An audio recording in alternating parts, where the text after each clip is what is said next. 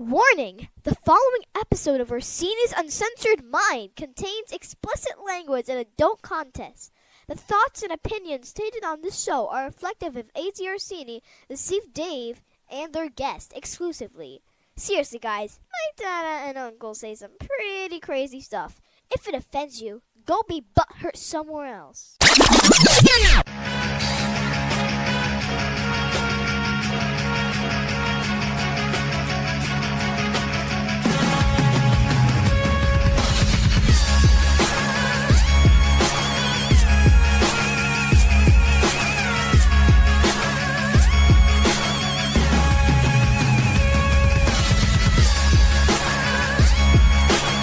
Welcome to Orsini's Uncensored Minds, and now your host, AJ Orsini with Dave.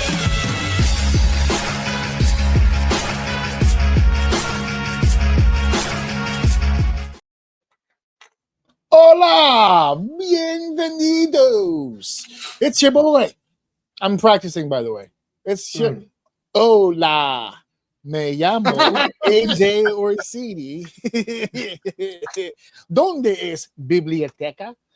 We're all stressed out over here. Okay, it's AJ Orsini once again rolling with Deceive Dave here with another episode of Orsini's Uncensored Mind, episode 337.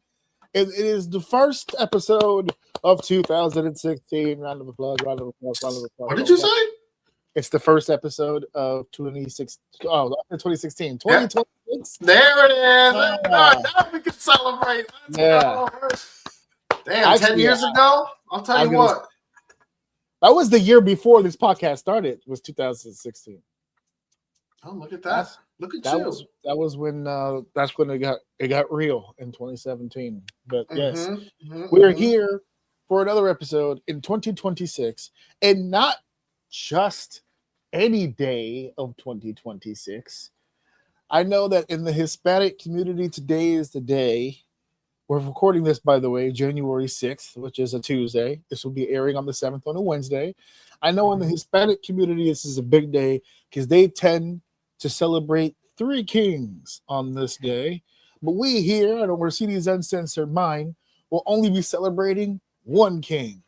That king right there. Today is the birthday of deception. Right. That's right. That's right. Forget about storming the White House. That's only recent. We're talking about three kings. Yes. I hate my birthday became that, dude. It's so annoying. The insurrection. Oh my God. The day those traitorous whites went ahead and did all kinds of foolishness. But that's okay. It's been overshadowed. I take great joy. Whenever I'm feeling down and depressed, I go to YouTube and just watch all of those people and their reaction when they find out they're on the no-fly list. But they find out after, right? They go through everything. It's petty. They let them go through TSA. They let them go through gates, all that stuff. And they get to the gate. It's like, you can't fly. What you fucking thought? Which one are we at here? Which birthday is this? 57, 62? 38. I was off by like a little bit. All right, cool. There you go. It's funny. It's so see that joke hits different now because I have children. So before it's like, oh yeah, I'll be old. No, children. Children, the plural. Yes. And you saying that? How you damn, that's what 30 years. My kids would be like 30 years old by the time. That's fucking not like I just look at shit a little different. I'm sure a lot of people do. Yelling at you. Come on, Dad. Hurry up. Yelling at me. Oh no. I'm 60. They're 30. You kidding me? That's when I get my shit back. I can't wait. That's when I start whispering into the grandkids' ear to start fucking shit up. Yo. You know that glass over there? Do it. Just do it. Oh man, it's your turn now. I'm up next month, and then my son is also next month. He's completely cut me out of the birthday weekend at this point. I knew it was going to happen at some point. I knew when he was born that at some point it was going to stop being an us weekend and start being You had your run, dude. You had so many. It's my time to shine. It's my time. And we are on limited time. today. So much that you have to do. It's your special day. I want you to spend time with your family. I got stuff to do because I got to head over to this godforsaken island tomorrow, which I'm not looking forward to at all. But can you see it in my face? I can't believe. You're so excited. Can't For what believe it's worth, I mean, every time I've went, it's an awesome place. You're just kind of going under very somber, circumstances. I might be thinking of it differently if it was more of a vacation situation. Yeah. But what are we talking about here on the show? Hey, what's going to be on the show today? On the show today, you're going to see ajorsini and you're going to see Deceived Dave talk about professional wrestling today. There's going to be a lot of wrestling talk here. Our opening segment, not so much, but they do tie together. We're going to be talking about why some people have a difficulty with the end of things. And I know you're all thinking, oh my God, Stranger Things, are you? We will mention Stranger Things, but that's not really the cusp of this entire argument. For some reason, finales are a big problem with people, and we're going to talk a little bit about that here today. I'm bringing back the SummerSlam idea for the Royal Rumble. I timed it perfectly this time. We don't have to rush through it. We can take our time. We're doing top 20 of my favorite Royal Rumbles. We're only doing 5 today. We'll do 5 every week leading up to our virtual trip, because I'm not going to Saudi Arabia this year for the Royal Rumble. We'll do 5 today. We'll do another 5 next week, so on and so forth, until we get to our top 5 leading up to the week of the Royal Rumble. We're also going to be acknowledging the Raw and Smackdown that kicked off the year this year for 2026. Smackdown had a few moments. I was at Monday Night Raw yesterday. Ooh. I was in the Upside Down yesterday. In the building. And let me tell you, being in the building saved the experience for me. As I said, as I told my wife when we were leaving the building, if I would have been watching this Raw at home, I would have turned it off 45 minutes in. But I didn't turn it off. To be fair, I did turn it off. I shut everything off, like lights, my eyes closed, everything disconnected. So it wasn't exclusive to that, but it was a part of it. There you go. And in our main event tonight, we are saying goodbye. We are paying homage or homage or tribute to the forever ace, Hiroshi Tanahashi. He said goodbye to New Japan and said goodbye. Well, he didn't say bye to New Japan. He said bye to in-ring competition in New Japan, and he said goodbye to professional wrestling. He is sticking around a little bit longer. We'll explain more about that at the end. Kind of like Cena a little bit. We're gonna make some comparisons here for sure. Okay. There's gonna be some comparisons here because there's some pros and some cons to the way this whole thing went down, just like the Cena deal. And I didn't even realize, and we'll get into it more later, because I don't follow New Japan all the time. Apparently, around the same time that John announced 2025 was going to be his final year, so did Tanahashi. So they had a full year, just like John. He had a full year just like John did. And we'll talk a little bit more about his farewell in our main event. So let's not drag our feet. Let's go ahead and get right into this. Let's talk about the end of things. If it's time to start the show, let's begin with segment 1. Stranger Things came to an end on New Year's Eve. It was the talk of the town. Now, I know for a fact that my brother, because I asked specifically, if he watches the show, he does not watch the show. But that does not mean that we can't have the conversation that we were going to have anyway. Had you watched the show? Because if you had funny, go ahead. No, it's funny because I've seen clips, so I have a general idea what the beef is. Okay. And when I was kind of watching someone kind of going over it, it's a guy that really does a lot of video game stuff, but he did something like talking about the ending of this as like a comedic skit. And when the one thing that stood out to me, and hopefully I'm not ahead of myself a little bit here, is he kind of, and you clarify this for me, he kind of said there were a few things that they kind of like left open for people to like interpret, or I'm saying that word wrong, I apologize. But There's an R somewhere. Yes. That shit drives me fucking nuts when shows do that. Okay. I was gonna ask that if what drove you nuts, the show doing that or people pointing that out constantly. No, it's like shows that leave things unanswered. Like I know one of the big ones off the top of my head is Sopranos, where it's like it never goes answered. And even the directors are like, yeah, we did that like not only did they do it on purpose, but they'll like do interviews where they're kind of answer, like they like double down. I fucking hate that, dude. Just tell me the ending of the fucking story. Well, you're actually kind of putting the linchpin in the whole conversation right there when you said that about open-ended situations when it comes to finales, right? So this particular series, Stranger Things, did not have an open-ended ending. It had a ending. Okay. Problem is that nobody liked the ending. So what happened? So again, you didn't watch the show, so I won't burden you with the details. But the landscape of the whole argument seems to be that there were a lot of inconsistencies with the season as a whole. The 5th season being the final season. A lot of inconsistencies. They weren't things that were tying together. They were developing characters through the arc, but it was kind of a bumpy road. And it's very, very difficult to sit down and rationally speak to people about what it is that they didn't like. Because it comes from many different lenses. We've had this conversation before on this show. And I've said it before about we live in a world now where there's not a lot of consumers. Everybody's a creator now. Everybody has an idea of what it is that something should look like, something should feel like. I've taken this ride. This is how it should end. And then when it doesn't end like that, oh my God, this is the shits. What's happening? What's this? What's that? So one of the biggest issues that I had is that there were a lot of breaking down of certain scenes where they were saying, well, that doesn't make any sense. Like as an example, I'm not spoiling anything for you. You don't intend to watch this shit anyway. Hell no. The 4th and 5th season involved a lot of military personnel.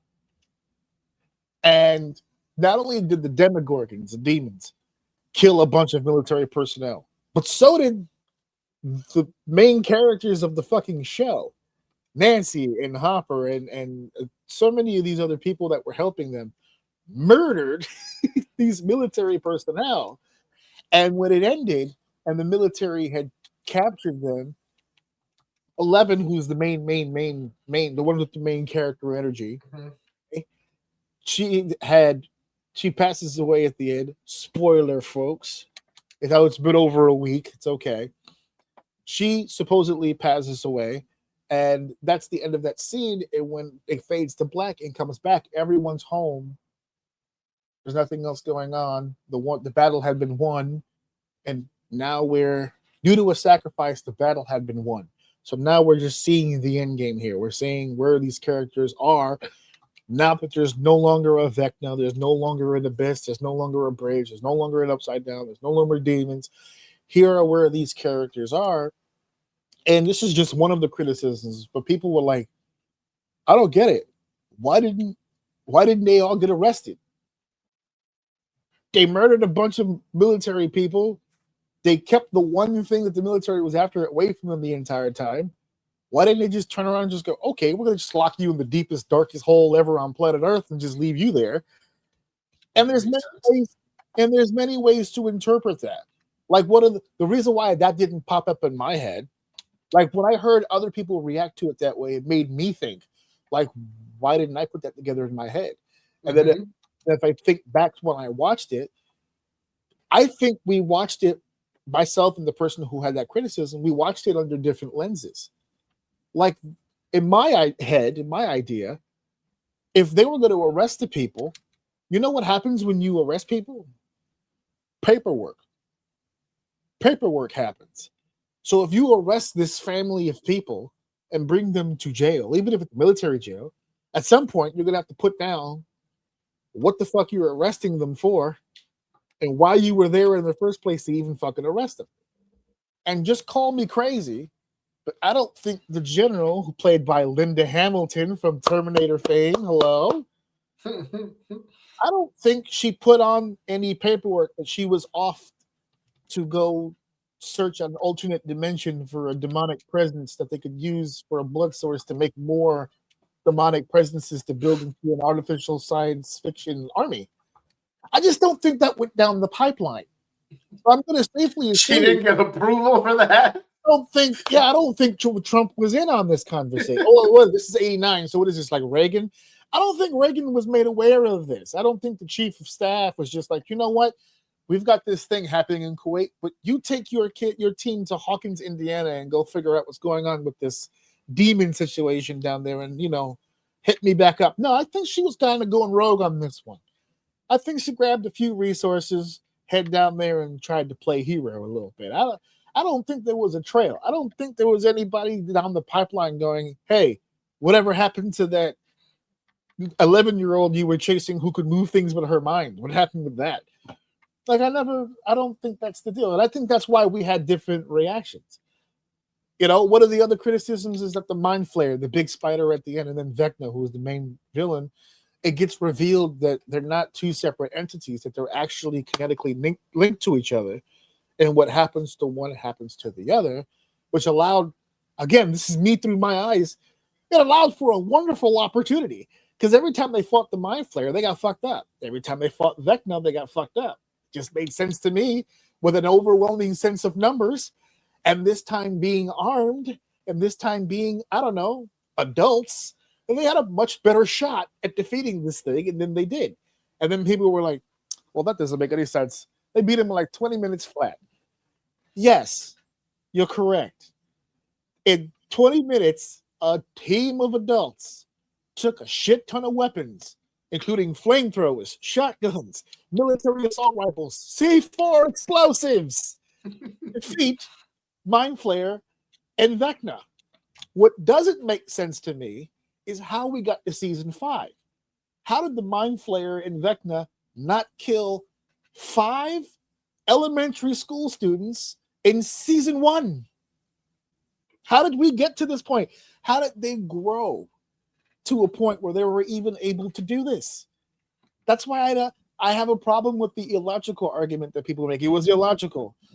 The story of Stranger Things is elementary school children being attacked by demons from another dimension, and all of the adults around the kids get killed.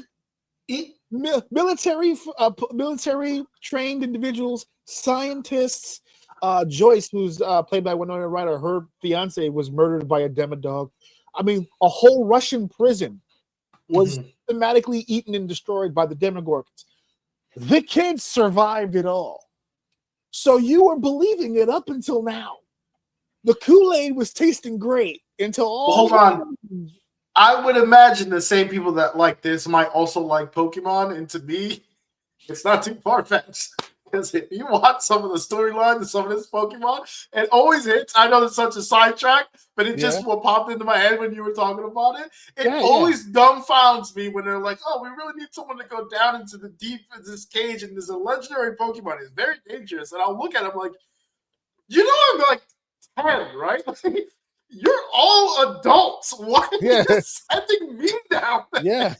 But of course, I'm 10, so I'm like, okay, sure. Yeah. I'm going to prove myself. I don't know why, but you saying that kind of like gave me that memory. No, but that exact logic that you just put together with that is what's happening here. This is a sci-fi project. It's always been sci-fi the entire time. At first, it was more... Yeah, at first it was kind of a philosophical kind of thriller. Right, but let me pause you right there for a second, because this is part of my reason why I don't like it. So when it first came out, just answer me this. The first season or 2, if I'm not mistaken, didn't they not even know what the threat was? Like, it wasn't wasn't a monster show or an alien show. It was just a mystery show. No, one of the boys was kidnapped. He completely disappeared, and he was a little kid. I mean, 8 or 9 years old, something like that. Young.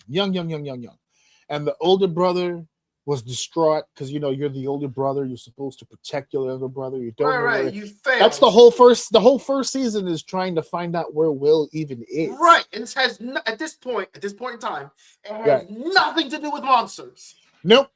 It's just and then by the end of the season, that's when we learn about what the Upside Down is. That's where Will, the kid who was taken, winds up.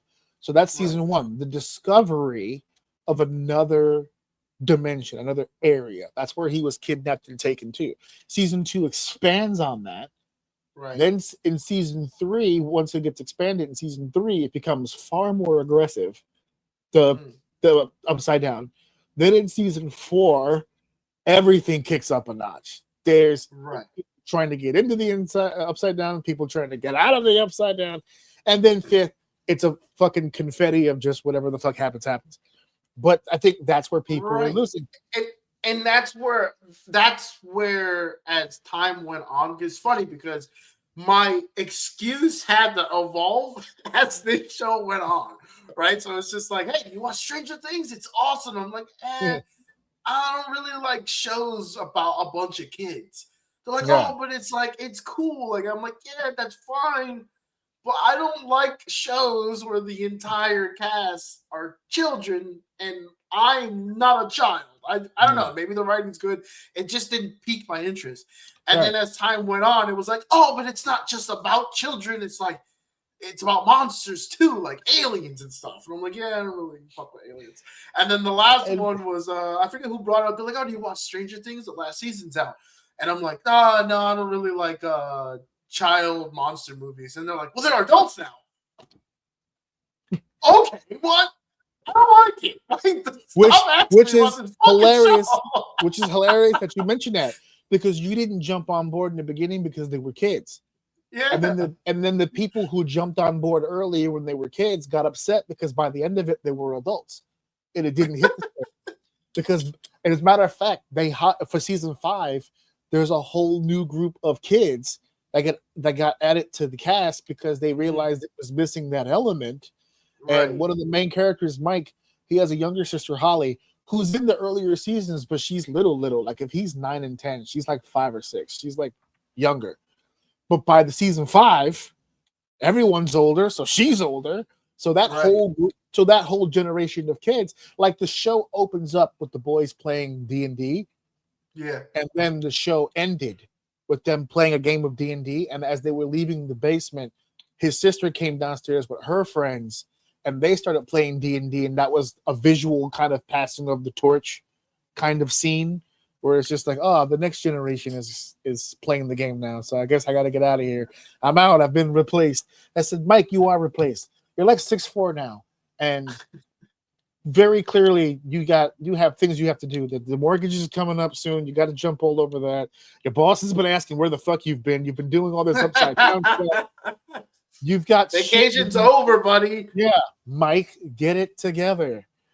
Another issue that people had was the coming out episode. So there was a gay thing, right? Will came out. There was only 8 episodes in season 5. On the 7th episode, he came out to his family and friends, and it was met with the absolute most ridiculous response of people. What is this new thing about people going to IMDb and downvote bombing or whatever movies and shows?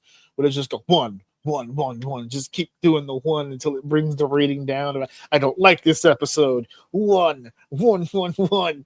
And they did that for this particular episode. And people were like, well, we already knew. That wasn't a big reveal. We all knew he was gay. The actor who portrays the character is gay in real life. But remember what we just said. This is why I don't buy the bullshit. Because everybody was like, well, we've seen hints. We've seen clues. They've dropped little things throughout. I'm like, but you're trying to convince me that the Duffer Brothers, who are the writers of this show, decided when he was like 8 or 9 years old as an actor coming in for season 1, you know what? At some point, we're going to make this kid gay. We already have it in our heads. He doesn't know it yet because we can't tell him by law, but soon We're gonna reveal to when him. he becomes of age, he's gonna realize he loves penis. Will, while Mike's talking in the scene, I just want you to look at him while he's talking. Just stare right into his eyes. Deep into his eyes and let those butterflies start flying. Yeah. Why am I looking at Mike? Don't worry, it'll make sense in post. When you watch it back, you're like, oh, you know what I'm saying? It's hard to explain right now. And then like, I heard about it a little bit.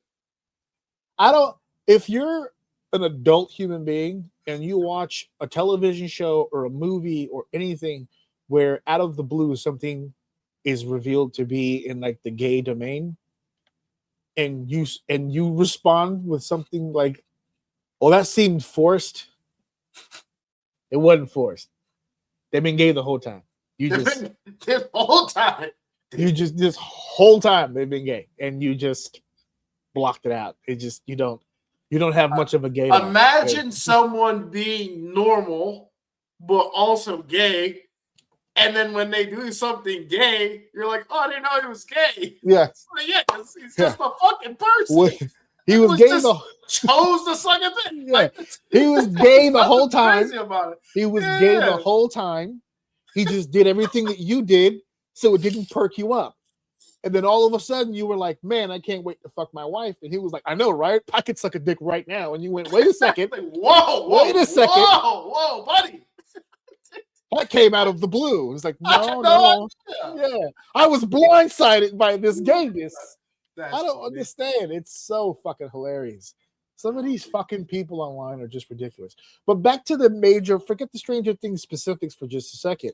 Because I've listed some examples here, and we'd be here all day just listing all of the issues that people have. But I'm beginning to put together that this is kind of a more common thing that I tend to remember. Because what started this rolling ball is I was seeing all this backlash for Stranger Things, and you read the comments or whatever, and then it would be people who were like, "Man, if you didn't like this finale, you should have seen Lost." And I was like, I never saw Lost, but I guess it must have been a really bad. Another one that I heard, same thing, right? Where it's like the show's been on the same track record. Awesome, getting weird, but I love it. Awesome, and this is fuck. Why'd they do this? It's the same track record. What's the other one with the dragons and the lady with the white Game of hair? Thrones came up. That's another one. Game of Thrones. Yeah, and there's a constant theme through all these shows, and I'm gonna hit that theme at the end of this. But another one that goes right down your alley that I saw a lot of people. How I Met Your Mother came up when everybody was just like, "Oh my god," another situation where it was just like, "What the fuck?" Yeah, I'll give him that. I instantly started thinking of excuses, but yeah, I mean, the way it was what it was. It ended very weirdly. They did a South Park. It's like, any minute now, we're gonna show you the money. Any minute. Here she is, and she's dead. And that's it. And it looks like we're gonna go with the lady we picked in season 1. Yep. All right, guys. Oh, you know the whole premise of the show? Yeah, that was just a distraction to the actual premise of the show, and that's the people you've been looking at this whole time. Yeah, I get it. Yeah, I want to watch that show now.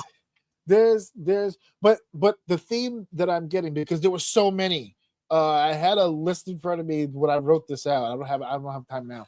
But there were so many shows that people were coming up with where they were just like, I remember this show being so great, and then the end, so great, and then the end, so great, and then the end. And it just dawned on me, because some of the criticism you read online for Stranger Things, the Duffer Brothers are terrible writers. They don't know how to write. But you loved it for so long. The writing was so good. How I Met Your Mother. Everybody was like, this show is ahead of its time. It's a classic show. Then the finale hit, and then the finale hit, and it was just like, it's the worst fucking show ever. And I know there are other shows that fit in this category, but How I Met Your Mother were showing signs way fucking earlier that they were having troubles with their clothes. And if I'm not mistaken, they've been fairly open about it. Like, that show was supposed to end like 3 times. I was gonna say, the last thing I remember reading, because we were all over it at the time, but the show was like 20 years ago now. Sure. I remember a lot of conversation after 6 where it was just like, maybe one more. I guess. Season 5 is the one with the green dress, isn't it? I believe that somewhere in that range. Before that, to me, so season 4, if I'm getting this correctly, was the last coherent should have ended here, and then it just started getting weird after that all the way to the end. Because they were starting to stretch now. Because it's just like for instance, the last season didn't really even have Marshall with the cast. He was on a plane for most of the last season. Yep. So it was he just was busy doing other shit. They kind of got him to do it. Yeah. Yeah. So he had all these the last season of How I Met Your Mother, and he's sharing the I'm pretty sure we're going off on a tangent here, but I'm pretty sure he's on record saying that he only finished it because of Lily, or he wanted to finish it. It was a whatchamacallit, it was a favor. Yes. He didn't want to do it anymore. Yeah. No, he was done. He was done for a while. Anyway, I digress. Anyway, you're right. No, but it's all part of the same conversation, because how can the creators of something be so brilliant for so long, and then right there at the end they cross that line into stupid? It's like they did such a good job, and they brought me in, and then and then you fucked it up. Oh no, you fucked it up.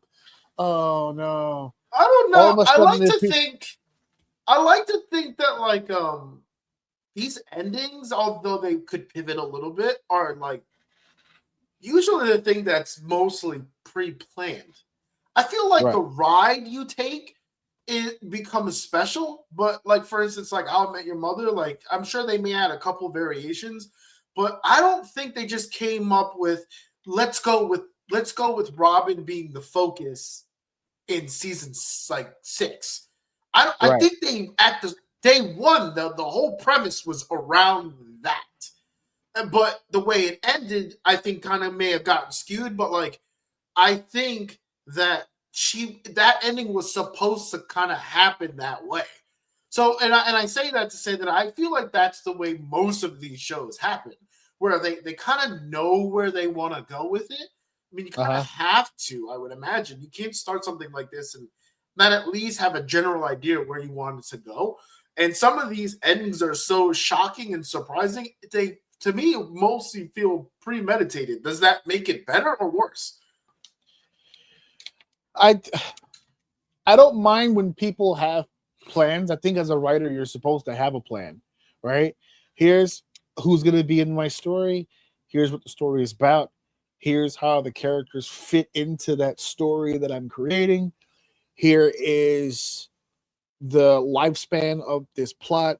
Here is where it hits a fork in the road or a rock on the ground. This is where everything goes to shit right here.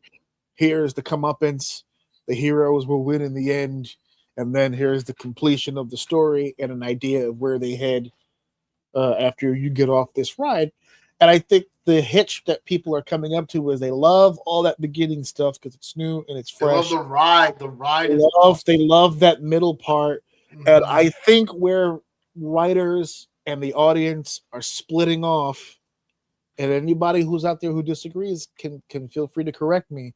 But I think the reason why they separate and not always go in the same direction is I feel sometimes when fans aren't ready to let the show go, that's where it splits, because then it goes, I wouldn't have done it that way though, because it doesn't make sense to this, and this character wouldn't have done that. And well, they're fictional characters, A, and B, had this been a real life situation, maybe they would have grown into somebody who would have done that. But I have to end this like right now, so we're just gonna get to that right now. And you know, but you can't. No, you can't do that. And this and the fourth, and you know. And then what makes it worse is that they do end it. Like for instance, in Stranger Things, the killing of Vecna and Mind Flayer all happened in like the first 30 to 45 minutes of the episode, and people go, "Well, they killed him too fast." The show's been on for 9 fucking years. They've been trying to kill. If they could have killed him faster, they would have. They've been trying to kill him for forever now. And for the record, he's been trying to kill them too. This is not a one-way street. They're not hunting Vecnas. This was a two-way street. It's been tit for tat more tits sometimes than the cat. And they finally got an opportunity to kill him, and they kill him. Well, Vecna's dead. The jury's still out on the Mind Flayer, but the bridge that connects that abyss to our planet is completely gone. Mm-hmm. And then you go, that was fast. You know why it felt fast? Because you didn't want the show to end, bro. You didn't want the show to end. That's why they tried to soften your blow with the spinoff. I said, we're going to do a spinoff. We're not done writing. We're just freshening it up. New actors, new characters, new stories. We're still in that realm where we're going to change it up. And everyone went, but I want Dustin. Well, he's getting old, and he wants to do other stuff. So we need to figure something else out. Yeah. We don't have that contract anymore. The actor, Gant, I always miss his name of Ganton Mazzanero, something like that. The kid who plays Dustin. When he was brought onto that show, and bless that kid, okay, he was known as the weird looking one. He had that underbite, and that's just he was an adorable kid, right? That's what he was, just adorable. Look at him. You pinch his cheeks, he's got the braces going. He's just a cute little kid. He went through, looking the way he looks, he went through an awkward stage in front of the whole world, in front of millions of people. And through that, became a hell of an actor. If you look at season 1 Dustin, and then you look at season 5 Dustin, holy shit, leaps and bounds. I actually hope that kid has an amazing career in Hollywood. He is phenomenal. He took all that criticism right here on the chin and came back. Boom. If you are a woman who's a groupie and chases Hollywood, if you are not blowing this kid right now, then you ain't about that life. This man deserves all of the head available to him at all times. Jesus. The studios should be providing him with his contract, his residuals, and of course, buns. It should be part of the contract at this point. That's a crazy contract. Yeah, sign me up. It's like, I tell you what, you can keep those residuals. Just keep sending that ass over here. Keep sending over that head. Yeah. So that's just me. I feel like people have difficulties with endings. That's the main crux of this conversation. I think the finales that happen that get the most criticisms are the ones that they're not ready to have. They're not ready for this show to end. It's just like, come on, because I feel that things you can do. It took me a long time to actually watch the last season of How I Met Your Mother because I just didn't. And thankfully, you can attest to it because you waited almost 3-4 years to talk about the ending. I did. You saw it. I appreciate you holding back on that. But luckily, I didn't know anyone else really in my life aside from you who watched the show, so I easily skirted by and had no problem spoiling that for me. So that was good. But even to this day, I haven't finished watching The Big Bang Theory. I'm not ready for that to end yet. It's like the only one. And yet it's been over for a while now. Dude, I just can't. It's like one of the last ones left, man. That and New Girl. New Girl's another one I didn't finish. Oh, New Girl. I didn't finish that one either, but I fell off. I wasn't as entertained by that one after a while. It started to die off a little bit, yeah. But I'll tell you this, and any fan of The Big Bang Theory will tell you this. When you watch the last season, it's gonna feel a lot like what we just explained, where all of a sudden now, because the show's ending, everything's starting to wrap up. It's gonna feel very quick. The last episode will break you as a man. I believe it. The last episode will hurt you in your soul, and it'll be in the most deadpan way possible. The only way that Sheldon Cooper can do it, and he is going to fucking destroy you. I have yet to recover from that fucking episode. I try every day. I gotta get my wife on the kick. Usually when I get her going, she'll go all the way through and she helps me push through. But before we leave this topic, I do have one on the top of my head. Is there a show that ended that you actually liked? The ending, you like, or at least not even so much like, oh, that was awesome. More like, you know what? I'm okay the way that ended. It ended well. For me, that's almost like Stranger Things. I went, oh, this is good. I like this. You were cool with the ending. I liked the ending, yeah. I didn't have a problem with any not of even it. cool. You liked it. liked it. I thought it fit. Just based on the way that it went, I thought it was. Now, for the people who had all those nitpicks, like if you look at the show and you're looking for things to fuck with, you'll find it. But that's every show. Every show. Okay. If I see something as a loop, it has to be like a really big fuck up for me to go, that takes me out. Sometimes something will happen and I'll notice that I'll laugh about it. That's kind of silly, but then I'm back in. You know what I'm saying? So I was like, I can't really think of a time. I'm trying to think of a finale that I didn't like. And you know what? I'm glad you just said that because I was literally thinking you're the exception, not the rule. I think you're extremely forgiving when I don't know if it's a writer's thing because you are kind of somewhat a writer yourself. It's a writer thing because I know that this person's when these people create these things, they have exactly what you suggested earlier, which is I know how I want this to go and I know how I want it to end. But once you get on the road to building this, it's tough. If it becomes successful, it gets tough because everyone wants a piece of the pie. I mean, how many times has there been a throwaway character you made that people fell in love with, and now you kind of like have to pivot? Steve from Stranger Things, the one with the hair, the one that everybody was screaming, "Please don't kill him" in season 5, was supposed to die in season 1, and he got so over with the people they changed it. And he's been a main character ever since. That's tough on a writer. You're not supposed to be because you're not even supposed to be here, right? And that's what happens with fan service. That's one of the negatives to fan service. When you start to change things based on how the audience is reacting to it, that's a tough place to be because then you give them this fan service and they go, "Oh my God, you guys are so great." And then the next time you give them "Oh, this is terrible. What are you doing? Don't do that." And you're like, "Well, what the fuck? You just said a second ago." It's tough balance. It's a tough balance. For me, it was not to cut you off. Not cut you off, but this light bulb just popped into my head right now. If I'm the Duffer Brothers, I'm mad as fuck that everybody hates the gay coming out scene. Okay, like, wait a goddamn minute. Y'all the one who told me he was gay. We never announced that he was gay on the show.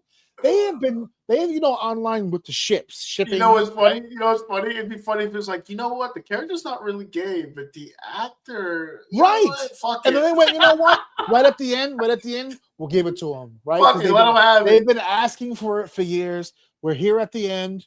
Just give it to him. And then they gave it to him, and they went, "What the fuck is this gay shit?" You're like, "What the fuck is what? You told me he was gay. What is this gay that? You told me he was gay. Now I put it on paper, and you go, seems forced. Forced. It was forced. You forced it. You told me. You were the one who had him come out to me. I just wrote it on the paper. He came out to me. I didn't even know. But you mentioned The Office. That's another one that had a controversial finish there. You think so? Because it didn't even. Well, the criticism that I heard about it is that no Steve Carell for that last season, right? Yes. They pulled a 70s show. They took Eric Foreman off the show out of nowhere. And then they had some other dude. Steve Carell had other shit to do, right? Is that why he wasn't a part of that season? Did we ever get a reason why? I wasn't involved with any of that stuff, especially like in the moment. So to be completely honest with you, I have no clue. Honestly, I didn't even know there was controversy for it until you just said it. So I just remember him leaving, and that did suck. Like, obviously, it was a huge part of the show, but they carried on, and they carried on pretty well. Those characters, although Steve obviously was a big part of that program, those characters were developed, especially the newer ones, and I felt like they carried on pretty well. And I just distinctively remember when the last episode ended and it was done. It was over. I honestly can't even recall what happened. I'd have to watch it again. I just remember the feeling of sitting there like, I can accept that. Maybe it's a comment to what you're saying, and Steve being gone made it so that I was ready to let the show go. Maybe I was just ready to let the show go. Maybe that's why that makes sense. But yeah. I just distinctively remember in the moment, I'm okay with all of this. Like, I don't have a problem with any of it. I actually kind of want to go back and take a look at it, but I just remember that feeling like, this chapter is done. Like, I can play this back now and I feel complete. Like, I'm not worried about watching this over again, which I did multiple times after that. And I'm like scared to get to the end. I kind of get that feeling with How I Met Your Mother. We start watching it, you start to get deep, and you're having that fun again, and you're just like, "Fuck, I know what's coming. I know what's coming." And it's like, "Fuck, we're here for the ride." I don't get that feeling with The Office. I just kind of enjoy it. So that one stood out to me.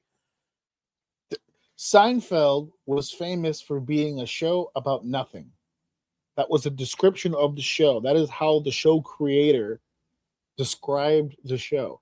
It's a show about nothing, and it was one of the highest rated shows on television, including its finale, which still to this day, the finale for Seinfeld is one of the most watched finales in the history of television. And when it was over, everyone was mad. And when asked, why were you mad? They say, nothing happened. It's a show about nothing. That's so what you're saying is they nailed it. They nailed it. That was out the ballpark. Landing, dude. They stuck the landing. And people were like, no. How many seasons? That's a show that has a lot of seasons. How many seasons is that Seinfeld? Yeah, like. Oh, man. Oh, shoot. I don't even know. Easy, something like that, right? Whatever the duration of time is, that's fine. Dude, they did the whole thing and stuck the landing with nothing. That's awesome. Good for them. It's a great show. Great show. I was a kid when that shit was popping too, and I know that show. Yeah. That and Frasier. Frasier was my shit though. 9 seasons, 180 episodes. Ooh, of just nothing. Just bullshit. Just nothing. So relatable. Yeah, it was just a bunch of people just having random conversations for 9 seasons. That's it. And then what was it? They went to jail because somebody got assaulted or something, and because they didn't intervene, they had to go to jail too for it. And that's how they closed the gate. And that's how the show ends. And everyone went, what the fuck? What the fuck? What the fuck? It's like, yes, 'tis the fuck. You're watching the fuck now. It's in front of you. Watch the fucking fuck. It's right there. Jesus Christ. Alrighty. Yeah, so you guys are going to have to work on that. You guys are really going to have to get a handle on that, okay? It's all right. Show's over. The show can't hurt you now. That big bad show is done. It can't hurt you anymore. And for everybody who bitched about that ending and talked shit about the Duffers and talked shit about Netflix and all that other stuff, when the new show comes out, stay home. Stay away. Go watch whatever it is you're watching now. Leave the rest of us alone, okay? All right, we're on to the next. Let's keep this show going. It's time for segment 2.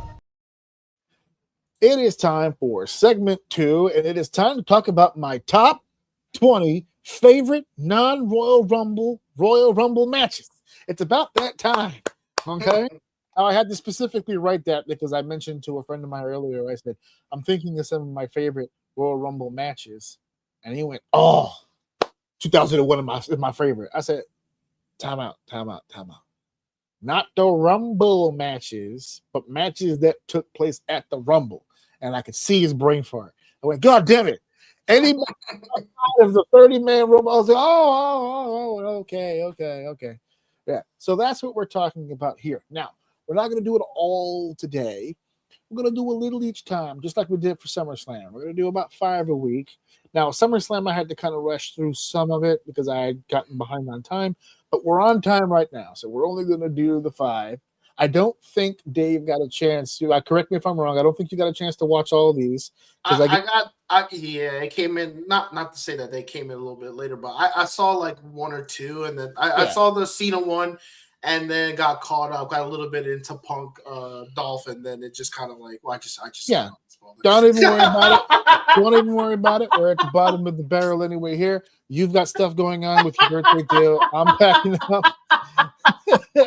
You all right there, buddy? Oh, damn, I'm struggling, dude. All right.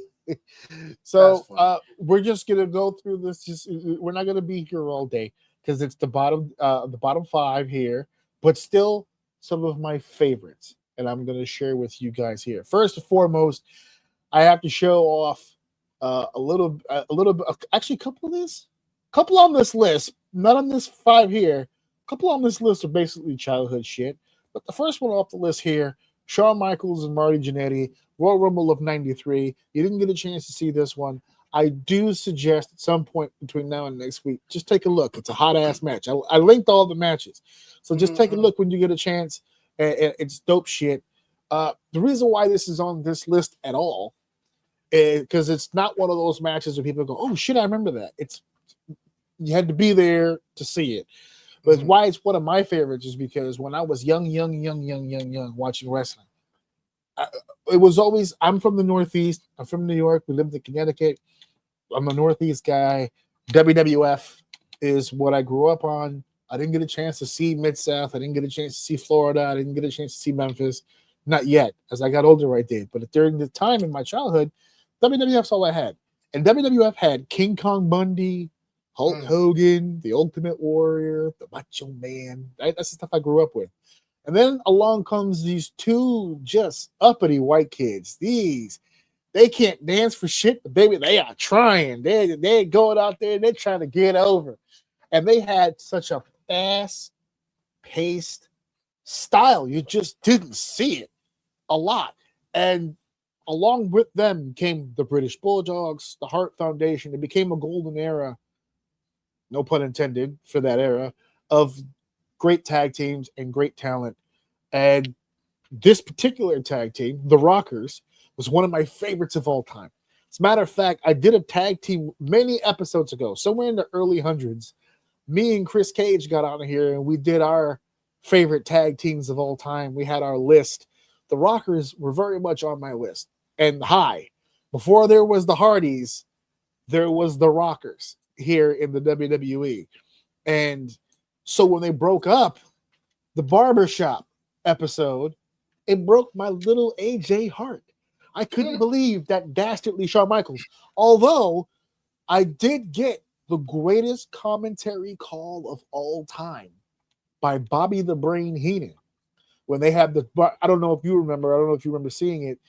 I know you don't remember the call. No one does. Whenever I say it, people always laugh their ass off.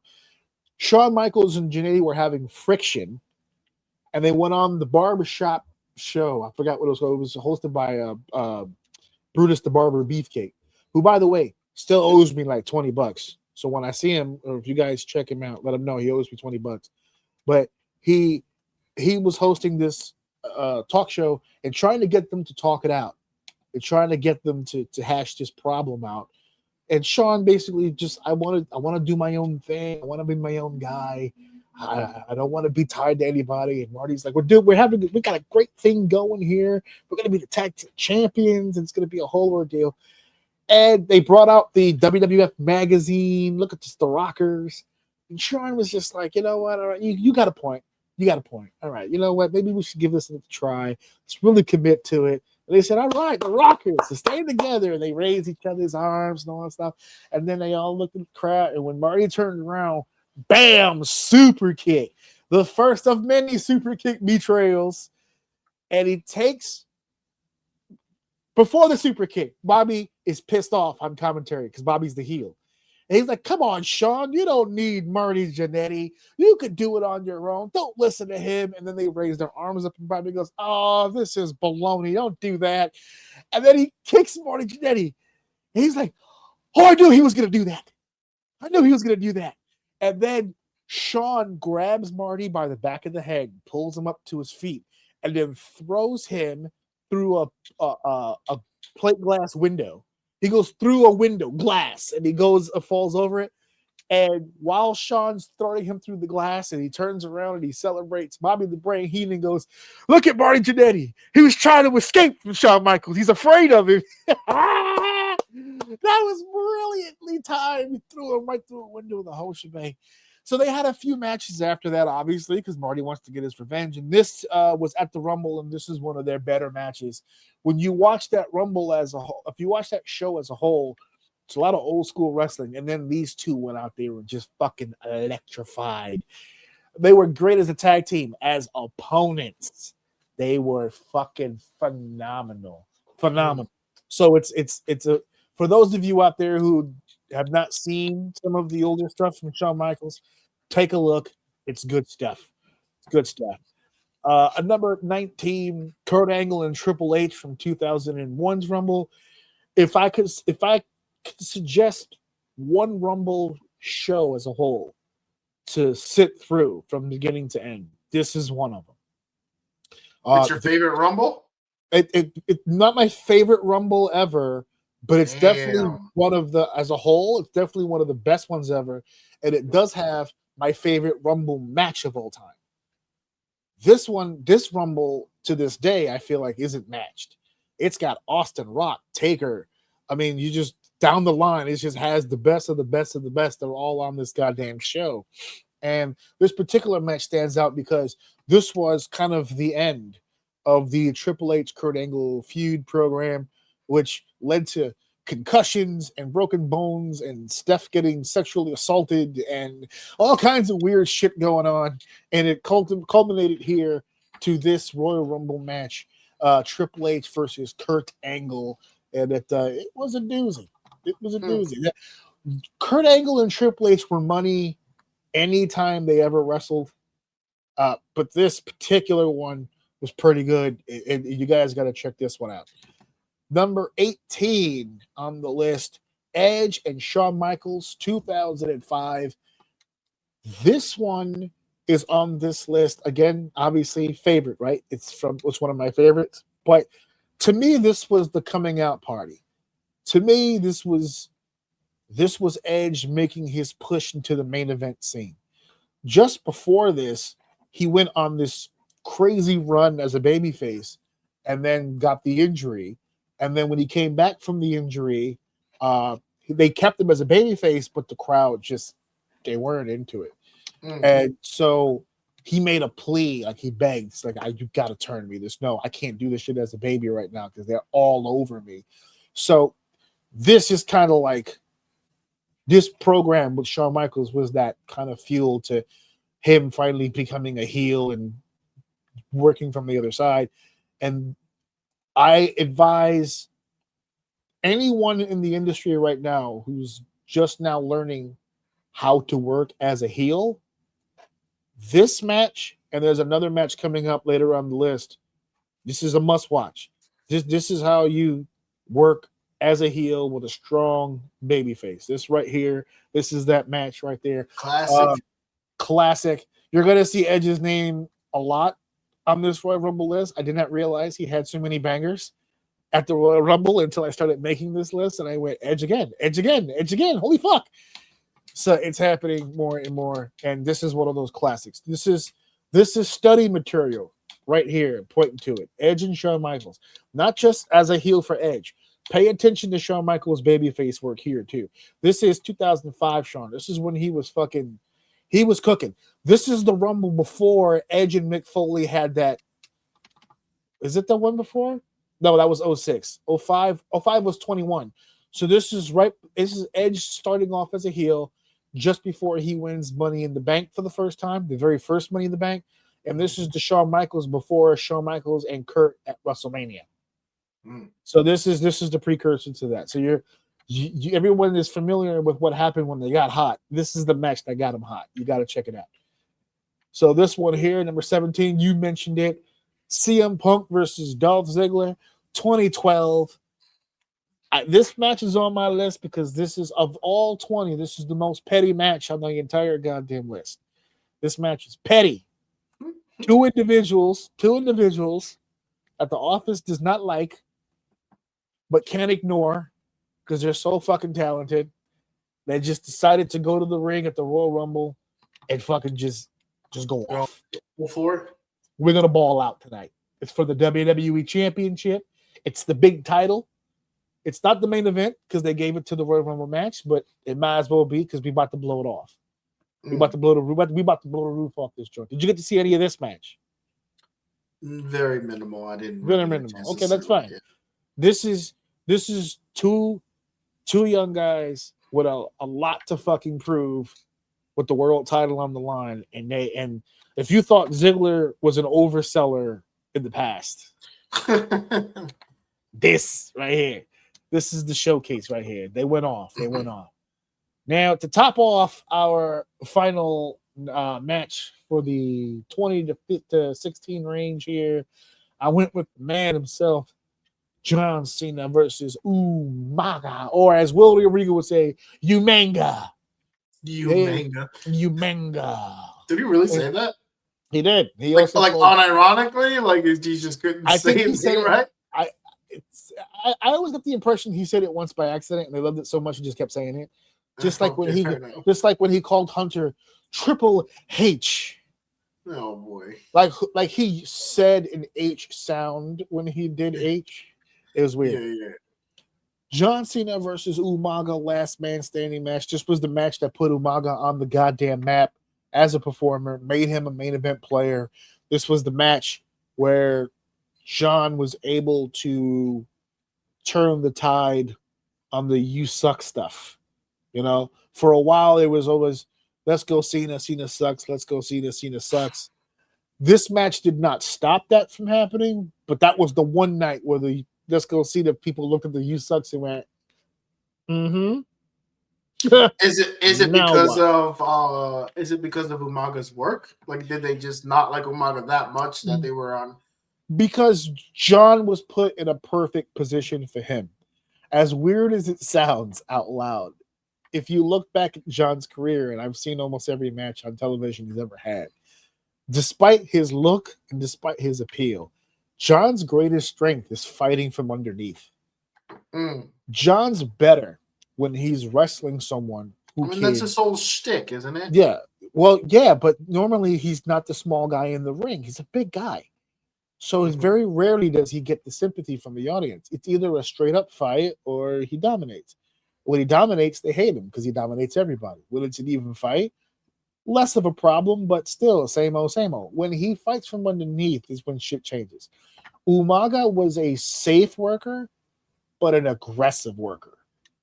He could pretend fuck you up, and if you don't sell, he could really fuck you up.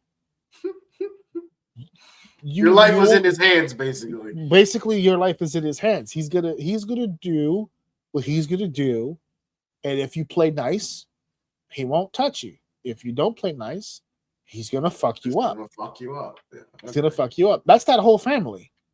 That's the whole family. That's the Samoan way. As it should be. I will work with you all I'll co-sign it. But as soon as you start slagging ass, or as soon as you start doing bullshit, or as soon as you start trying to take liberties, he's a Samoan. I can hit him. Relax. Let's work. You can, but I wouldn't recommend it. Yeah. Samoans love getting hit. I've hit a few Samoans in my lifetime. I've even hit a few Anawahi family members. Consensually, of course. Yes. They love to get hit. But they love to get hit in an atmosphere where it's friendly fire. Meaning when they're in there with their friends.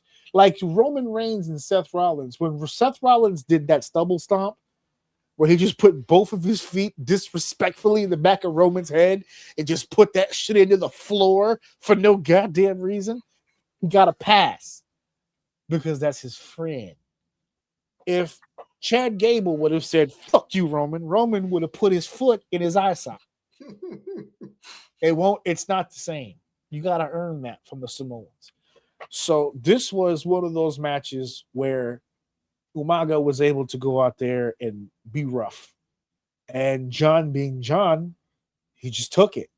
But he fought back. And that's where he shines the most. And that's what happens here. Earlier, I said, watch Shawn Michaels for his babyface work. Watch this one for babyface fire. For that comeback, for that get the crowd into it, work the crowd kind of shit. This is the match of that. Because whether you like John or you don't, unless you're my wife, who there's nothing that can change her mind whatsoever. Nothing. If you were he a could doubter, save her life, yeah, she'd spit in its face. Yeah. If my wife was on the Titanic when it was sinking and she fell into the water and an empty lifeboat was floating her way and the person steering it was him, she'd go under the water and just let the bubbles with her middle finger going under blast. And they would make the sonic sounds. And she would just get that's it. The most anxiety-inducing sound in video game history. All of life. If you know, you know. Yeah. So those are my 5 between 2019, 18, 17, and 16. This is not just a list of me sharing my emotions with these matches. Homework. Check out these matches. And remember Ray J's rule of thumb. It's X2. X2. Maybe X3, depending on how far behind you. Which means double your time. Okay? For every minute that you're watching footage, you double it. All right? If this match was 30 minutes, you got to spend at least an hour watching this match. I mean, break it down. Look at where this person is. Look where this person is. Look how they got there. Why they're there. Why did he take a bump and wind up in the corner just so Umaga can hit him with his hip check? All that stuff. Placement. Where he is, where he's supposed to be, how well they're communicating. Okay, don't look at John Cena's match for communication. That's the wrong one. Go back to the Edge and Shawn Michaels one for the communication. And for the record, I'm saying don't look at John's because you can plainly see it. John never hit his shit. I defy. Go to Edge and Shawn Michaels' match and tell me where you saw them talking. I'll tell you what, you say that, and I just kind of distinctively remember when I was watching the Cena Umaga, the thing that popped into my head was like his movement was clean. Like the way for a big man. Thank you. For as big as he was, he bumped different. He fell different. His placement, like where he stood, the stairs when Cena do the stairs over the top, the way he took the hit, the way he bumped, like he for a big guy, I guess what I'm trying to say is like he wasn't very doofy or very like he moved with grace, I guess. I don't know the best way to say it, but like if you go back and watch this and you watch other big guys move, he just moved differently. He just moved differently, and he made the match like a lot enjoyable to watch. If you watch the Samoans wrestle, Yokozuna, Umaga, you can see it now with Roman and the Usos. But Roman and Usos are more athletic. If you look at or athletic looking, right? If you look at the Samoans that were big, I said Rikishi, but like Haku and the Barbarian guys who had like size to them, their greatest skill set was their footwork. The footwork is what saved them, because the footwork, being in the right place, exploding when you needed to explode, keeping your weight balanced, that's what saved them from so many injuries. They all got hurt eventually. They're too big to not, but it saved their careers for the most part. Yokozuna was a WWE champion. I'm glad you said that. I think you just helped me realize what it was. They're not top heavy. No, they're center of gravity. Those hips and that ass. And usually people that big are a little top heavy. So when you said that, I'm like, you know what? That makes sense. They're a little bit more evened out, and like you said, their center of gravity is trained, so they don't look sloppy when they move. I don't know. It's hard to explain, but it's something that if you go back and watch it, it'll stand out to you very, very, very clearly. If you're a big man in the industry right now, if you watch a Yokozuna match, watch Yokozuna wrestle enhancement talent, and you'll see strong big man work. Yokozuna will Irish whip, take bumps, give you bumps, and never leave the middle of that ring once. He will explode. He'll give you the Irish whip, and he'll stand there and wait for you to come to him, which I don't normally advise, but for him it worked. And he would be able to work a whole match. As a big guy, you want to save steps too. So if you can make it look good. He'll maybe take a step back. He'll take a step into something, but you're never going to see Yokozuna run around the ring. Chasing after you, Right. But when he does, it's perfectly balanced, perfectly timed. Yokozuna used to have a splash in the corner. But like you said, they're not top heavy. They're midsection heavy. So a splash in the corner from Yokozuna feels the same as if I gave it to you, because it's similar size. But that bonsai drop, man, that's a different ball game now, because all that mass is coming at you, and it's the same rules that apply that I said for Umaga. If you were enhancement talent, a jobber, and you come to the WWF, they bring you in. So listen, we need a job from you. That's it. 6 or 7 minutes. He's gonna bump you around. You know, the bell will ring, clothesline, Samoan drop. He'll work the crowd for the most part. You won't take that many bumps, but the bumps you're gonna take are pretty serious. right? So it's going to be the clothesline. It's going to be a hip check. He's going to bring you in the corner. He's going to give you a corner splash. At some point, when you come out from the corner splash, he's going to give you a short arm. He'll set you up for the bonsai drop. After the bonsai drop, he's going to stay on you, sit it like this, 1, 2, 3. And that's the finish. And that's it. That'll take 6-7 minutes. No big deal. Now, if you're the enhancement talent and the agent told you this is what's going to happen, and you walked over to Yokozuna in the locker room and said, "How you doing, sir? Thank you very much for the opportunity. It'll just be respectful, be nice. Thank you so much. Hey, if there's anything you need me to do, da-da-da," and then go about your business. When you got in the ring and he dropped the bonsai, you don't even feel it. If that same scenario happens and you talk to the agent and you're the enhancement guy and you go, "Okay, no problem," and then you just fucking disappear, or you walking around like you own the place, or you got a bad attitude, he'll shake your hand. "All right, brother, I see you out there," and you're gonna feel every goddamn ounce of that motherfucking bonsai drop, all of it. And he kind of probably eat a bucket of chicken before he does it. Put a little more extra pounds on there. He's gonna put some seasoning on that bitch. No, not extra pounds. He's gonna have a little something extra come out of him when he hits that goddamn bonsai drop. And I am not joking about that. That is a real story. Or he's like, "Oh, this guy's an asshole. Cool. Real quick, go get me some burgers from downstairs. Give me some cheese. Give me a big ass block of cheese. We got a White Castle nearby. That'll help. That'll be faster. Get a few sliders in. Oh yeah. Nice greasy receipt for this motherfucker." It happens. It happens. Absolutely. So this is the 5 here, and I am going to turn that off now.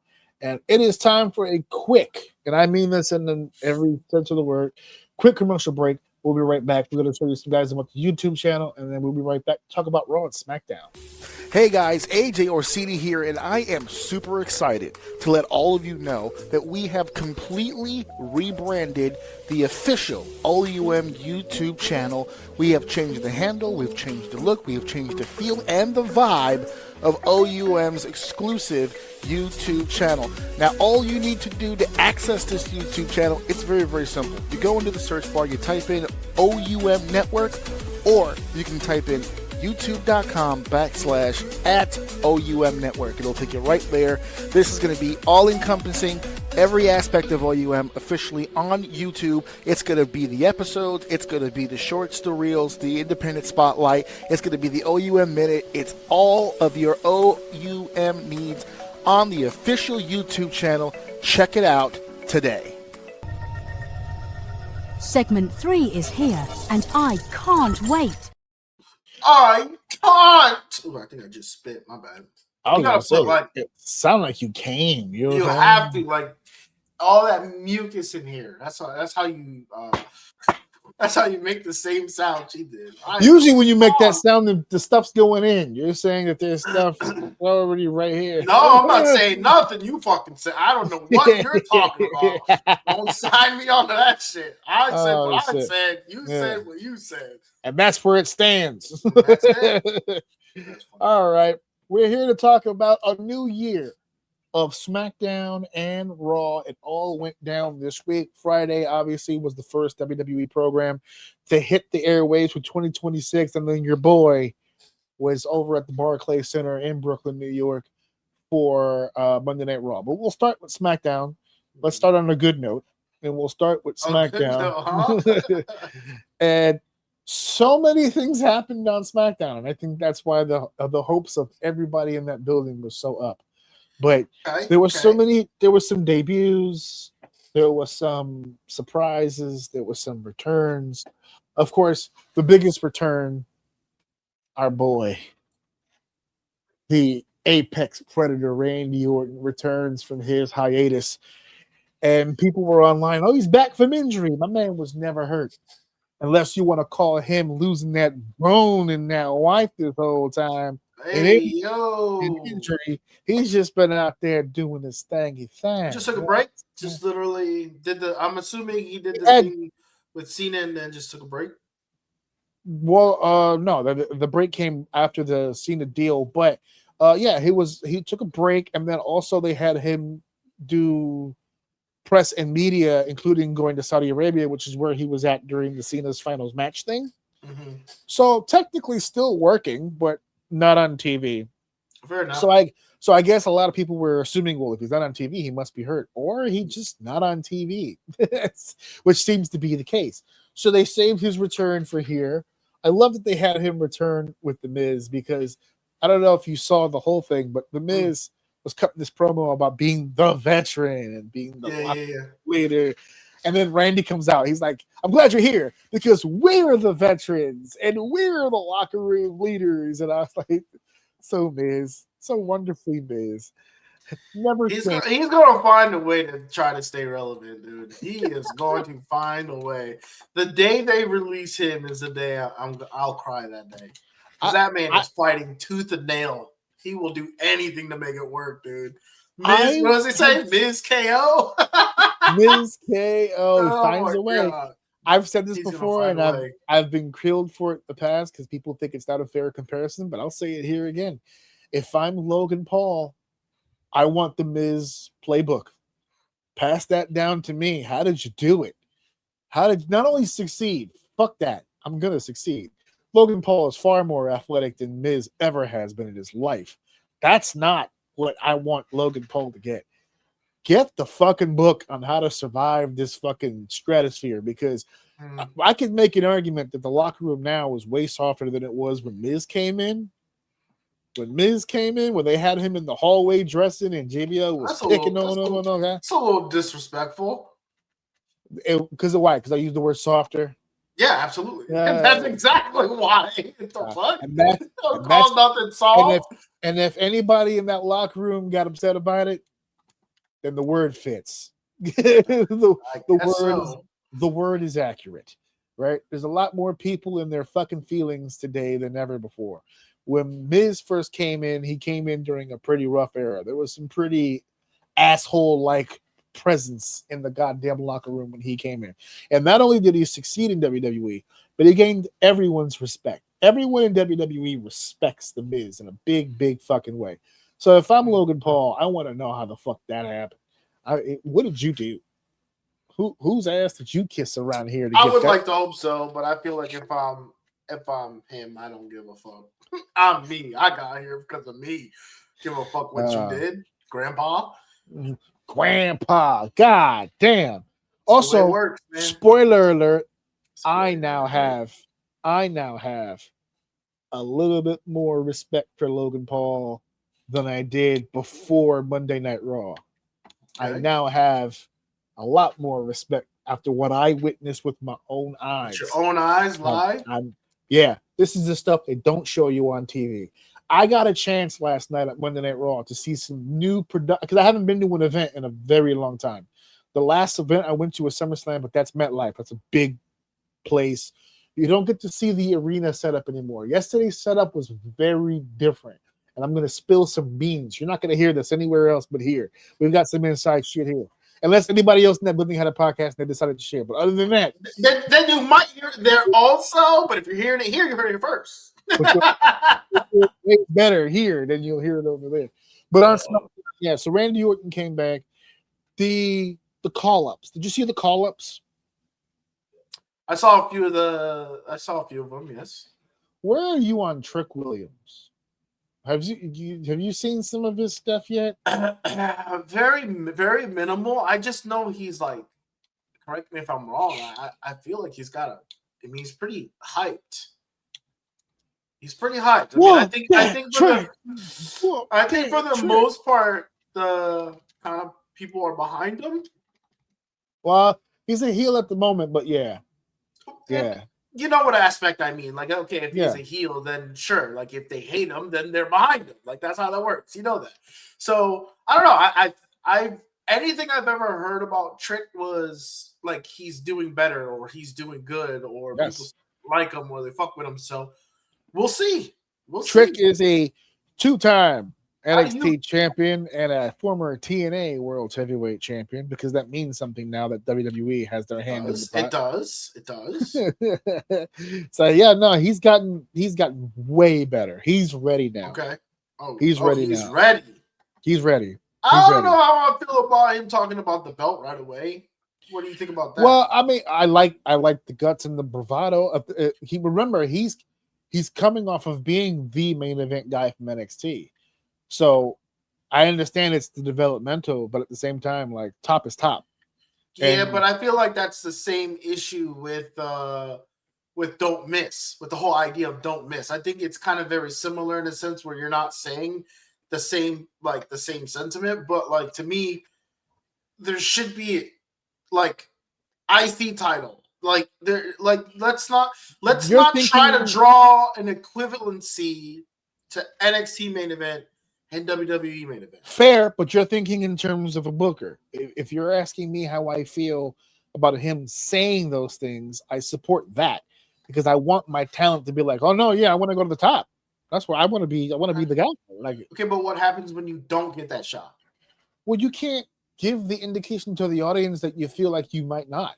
Like, who debuts on a television show for the first time? This is your first impression. He goes, hey guys, you may have seen me on the NXT. I'm not sure how I'm going to succeed here, but we're going to work hard and find out together. It's like it's not going to work. Why can't we target a title? Why does it have to be the title? Because what like else it's the same thing with Carmelo went against Dragunov. Cody. Oh, Cody, no, Cody right. On his when he got drafted, he had a match with Cody. Right. Don't get me wrong. I'm not saying I don't. And they had a fucked up match. Actually, so it didn't work. Wasn't that for the title? I don't think it was for. I don't remember if it was or not. I don't know. I don't know if it was or not. But you know what? Even if it was, which I don't think it was, it wasn't. It wasn't in no one's brain that was going to change hands. But me just you coming off the bit. It seems to be something that it's a reoccurring thing where they're putting the NXT person directly in the ring or in the idea of the highest title, and I don't understand why they're doing that. Well, they might do it again on the other brand because as ready as I feel Trick Williams is, the other guy that is more ready is headed to Raw, and they better not put his ass in the Intercontinental title situation. I mean, they could, but I mean, oh my God, the momentum. When Trick showed up and they played his theme, they do it, right? Trick's music is fun. Whoa, that Trick! Whoa, that Trick is fun. When Obafemi's music hits, it's war. Every man in the building, his testosterone jumps like at least 10 to 15% just from sitting there. I grew hair in my bald spot when he came out. My testosterone jumped immediately. Oh my God. Wife, who was sitting next to me, heard that theme. He didn't come out on Raw, by the way, but they played his video or whatever. Every woman in the arena, out of nowhere, boom, just moist. That's it, just wet across the board. No idea why.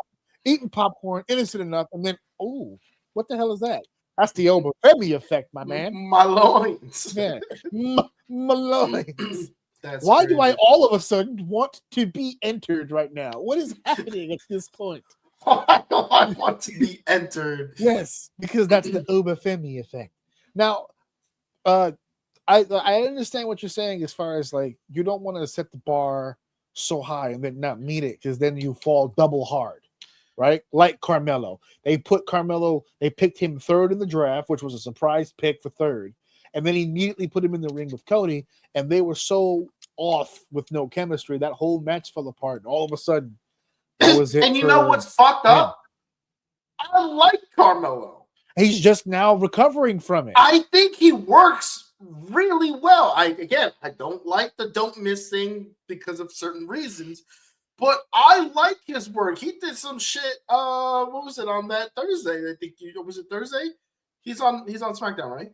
Yeah. He's the U.S. champion. Yeah, he did that. He did shit where he jumped. I forget what it called it. Where he jumped in the air and like he grabs the back of his head and he landed on his knees. What do you call it? Oh, from the top rope, double knees down.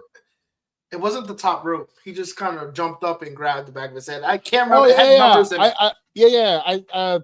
I forgot the name of it. I know. It's almost like a code breaker where he grabs the guy with the knees and brings him down. Because he can get up there, the way he jumps up and shout out to selling it because they sold it really well. But the way he like grabbed it, the way he can dude, he's smooth with it. He is good, and I really think that putting him in the ring with Cody with that whole imagery of being around the title or that level, it's too much. Maybe it was just him, but I just don't agree with it because it's just too much risk, and I don't think there's enough reward. I really don't. You don't think there's enough what? Enough reward. I don't think it pans out well for anybody because on the off chance you do drop the title to them, I'm open to be surprised, but like I don't think any of them are ready. As my wife would say, you shouldn't give people the Sheamus push.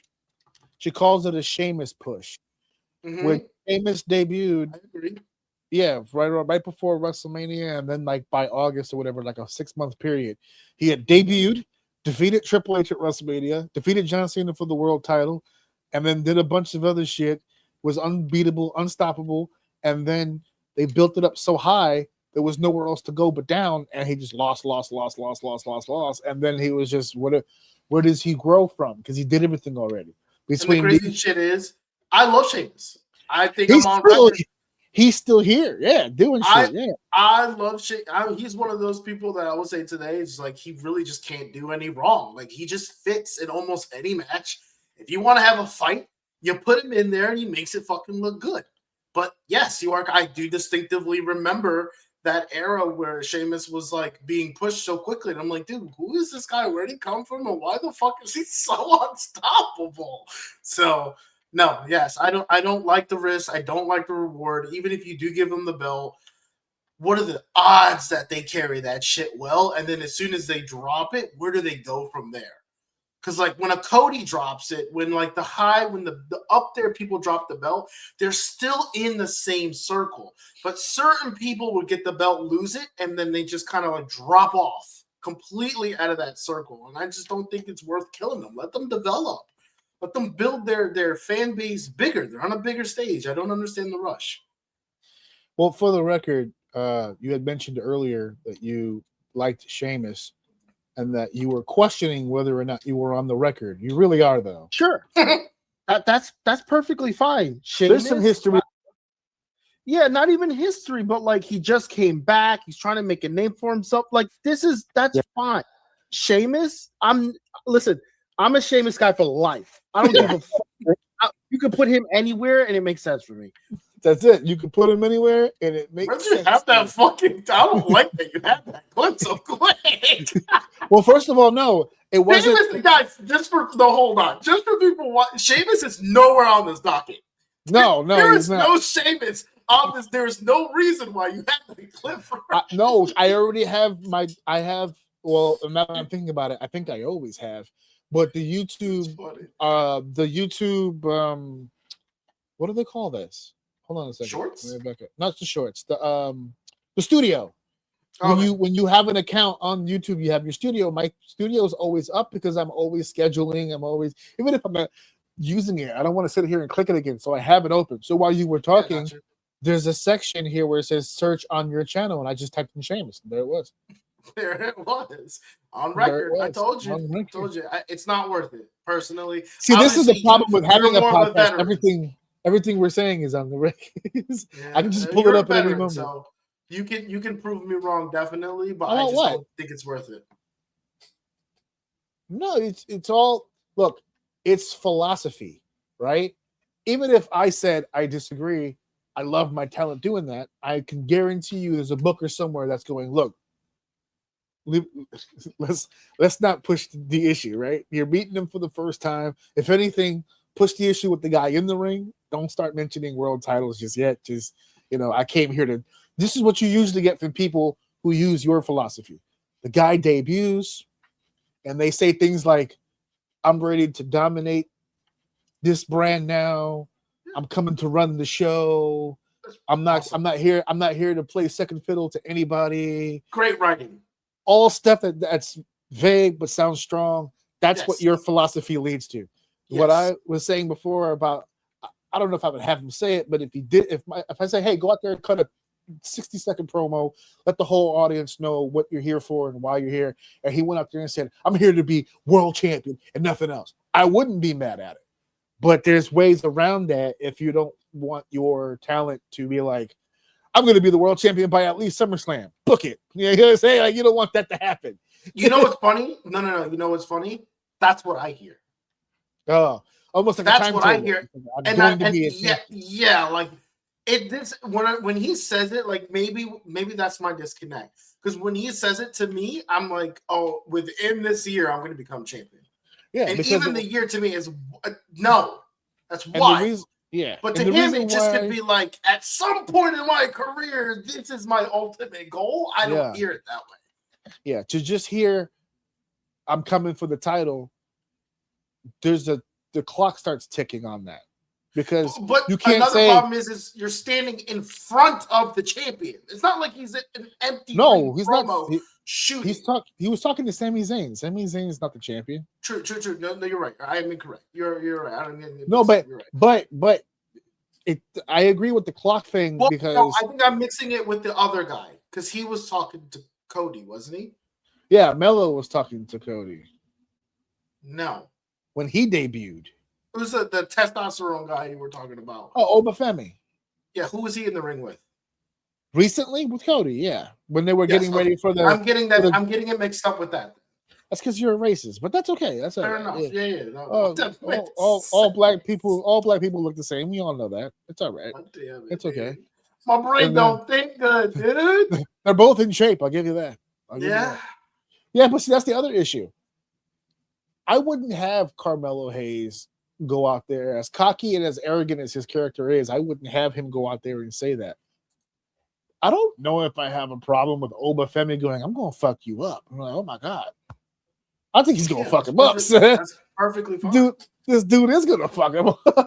I actually, if I'm the WWE, I don't even want him. I don't want him to be beat for that title, because he still has the NXT title. I would suggest just give it up. Just fucking here, I'm vacating it while I go to the main roster.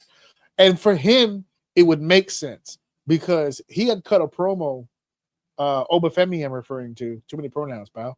But he Oba, cut a promo about the fact that he said, what was it? He said that something about dominating the minute he came through the door. And then he's the longest reigning NXT North American champion of all time, which is true. He's a 2-time NXT champion, which is true. He refers to himself as the ruler and the master of NXT. He is the ruler. And when he lost the NXT title to Ricky Starks, he disappeared. He went on hiatus. When he came back, he confronted Ricky Starks. And he said, you've been holding the championship this whole time. And the only reason that you've been holding that championship is because I have allowed it to happen. He said, and the only reason I allowed it to happen is because right after you beat me for the title, all of this TNA invasion nonsense started happening. And he looked right at Ricky Starks and said, and all of that is beneath me. He said, I'm too good for all that. I'm not getting involved in any of that. I'm here for one reason only, for the championship. I let you have it this long, and now I want it back. And then they went to the pay-per-view, and he beat his ass and took it back. So I don't want him losing the belt. I want him to be like, okay. Because so far, every time he says something, he does it. He's followed through every single time. So I want him, hey, I'm relinquishing this because I want to relinquish this. I'm no longer the ruler of NXT. Y'all can have that. Now, I'm going to be the ruler of Monday Night Raw. And then just come in and just be Obafemi and go to every local town and hire the local J-Brones and put him in the ring with Obafemi and just have him walk these motherfuckers every Monday, son. Every goddamn Monday. And and build that motherfucker up. Work him. That motherfucker up for sure. Julia, by the way, on Smackdown. won the women's United States Championship. So we got a return. We got the 2 call-ups because we had Trick Williams and Jordan Grace. Jordan Grace is now on SmackDown. And then we had a title change with Julia winning the United States Women's Championship, which then takes me to Raw. And Raw, I said to myself, after I saw SmackDown, I said, oh man, Raw's going to be lit, right? Because it's going to be the first Raw of the year. I got tickets. I can't wait. This is going to be dope. Then they started announcing that Raw was going to be in the Upside Down. We're going to do Stranger Things Raw. And I said, yes, please. I'm down. 2 worlds combining together to make something fucking phenomenal. I can't share it on the screen because it's whatchamacallit. It's on my phone, but I'll put it here. They had this in the concourse. It was a Stranger Things photo op. It was free. You go online and they'll take a photo for you with your phone with the Stranger Things in the back. It was Stranger Things throughout the concourse. There was Stranger Things, obviously, on the set of Raw. They brought out the radio station van and the ice cream truck from the show. Michael Cole and Corey Graves came out of the radio van and were talking about. And they started off the show with the. By the way, like I said, this is the first time that we've gone to a show during the Netflix era. So I completely forgot that it was on Netflix because I'm just so used to turning it on. So when we go to the show and they play the opening package and they do all this stuff, and all of a sudden the lights go off and it's all black and the screen goes. The Netflix? Yep. I was like, oh, shit. I forgot. Don't forget. I did we forget. Own this shit. No, we don't. I paid for it. I paid for it because that shit was dumb loud. I thought, oh my God. When you're not looking for it and the lights are off and all your sensory is like dark, it was like, was like, oh shit. That sounds fire though. My wife sounds like a good time. My wife was like rubbing my arm because she was holding my arm and leaning on me, and then I jumped for Netflix. I jumped. She goes, don't worry. The big bad Netflix can't hurt you here. They can, and they will. and they will. So we were expecting something huge for Raw. I'm not gonna lie. Very few times do I ever have like high expectations of something like crazy to happen. I expect a generally good show, but like something like a return or like very rarely do I have that expectation. For this one, I did because they just did it on Friday. So I was like, all right, we're gonna probably get our own over here. It'll be dope. We showed up to the building, and I'm trying to get my amenities, right? I'm trying to get my beer. I'm trying to get my snacks. And my wife, we're walking through the halls. I'm online. I'm getting a beer. And my wife goes, what are some of the entrances that are going to happen? Because she knows I love the entrances. So I was like, look, I know for a fact we're getting the tag match with Rhea, Io, and Kabuki Warriors. I know I'm getting Punk and Braun. Rhea and Punk on the same show. I'm doing all right so far. Everything else is a bonus. I was about to say, you up on that. So I said, one guy I do want to see that I haven't seen before. I want to see Javon Evans. So I had just gotten the beer. It's not 8 o'clock yet, by the way. It's like 7:25, 7:30, something like that. And we start walking because we had to go far. We wanted premium sausages. They didn't have any premium sausages, which is disgusting. Every event place that I go to, the Garden, MetLife, everywhere I go, I get premium sausages. Barclays Center does not have premium sausages. They have all this other shit. I can get tacos. They offered pizza bagels, fries. I was like, where the fuck? I'm the only asshole in the concourse screaming for sausage. I'm like, where is the sausages? I came here for sausage. Where are the sausages? And nothing. No one had a clue what I was talking about. So we ended up sausage in sight. Not a sausage to be had. Nowhere. I ended up getting a box that had boneless wings and fries in it. Ugh. So I was like, all right, I'll take that, I guess. And then I ended up getting it's kind of nasty if you're expecting sausage. It's whatever. But I did get plenty of beer. That was good. But I'm going back. We had to travel. We were traveling for the food because we were trying to figure out what was available to us. I finally settled on the whatever. So we're walking back. I have the food in my hand and I have the fucking drink in my hand. I'm prepared for my evening. So I start walking to go back to the goddamn section, and we heard it loud as fuck. Yeah, boys, bouncy.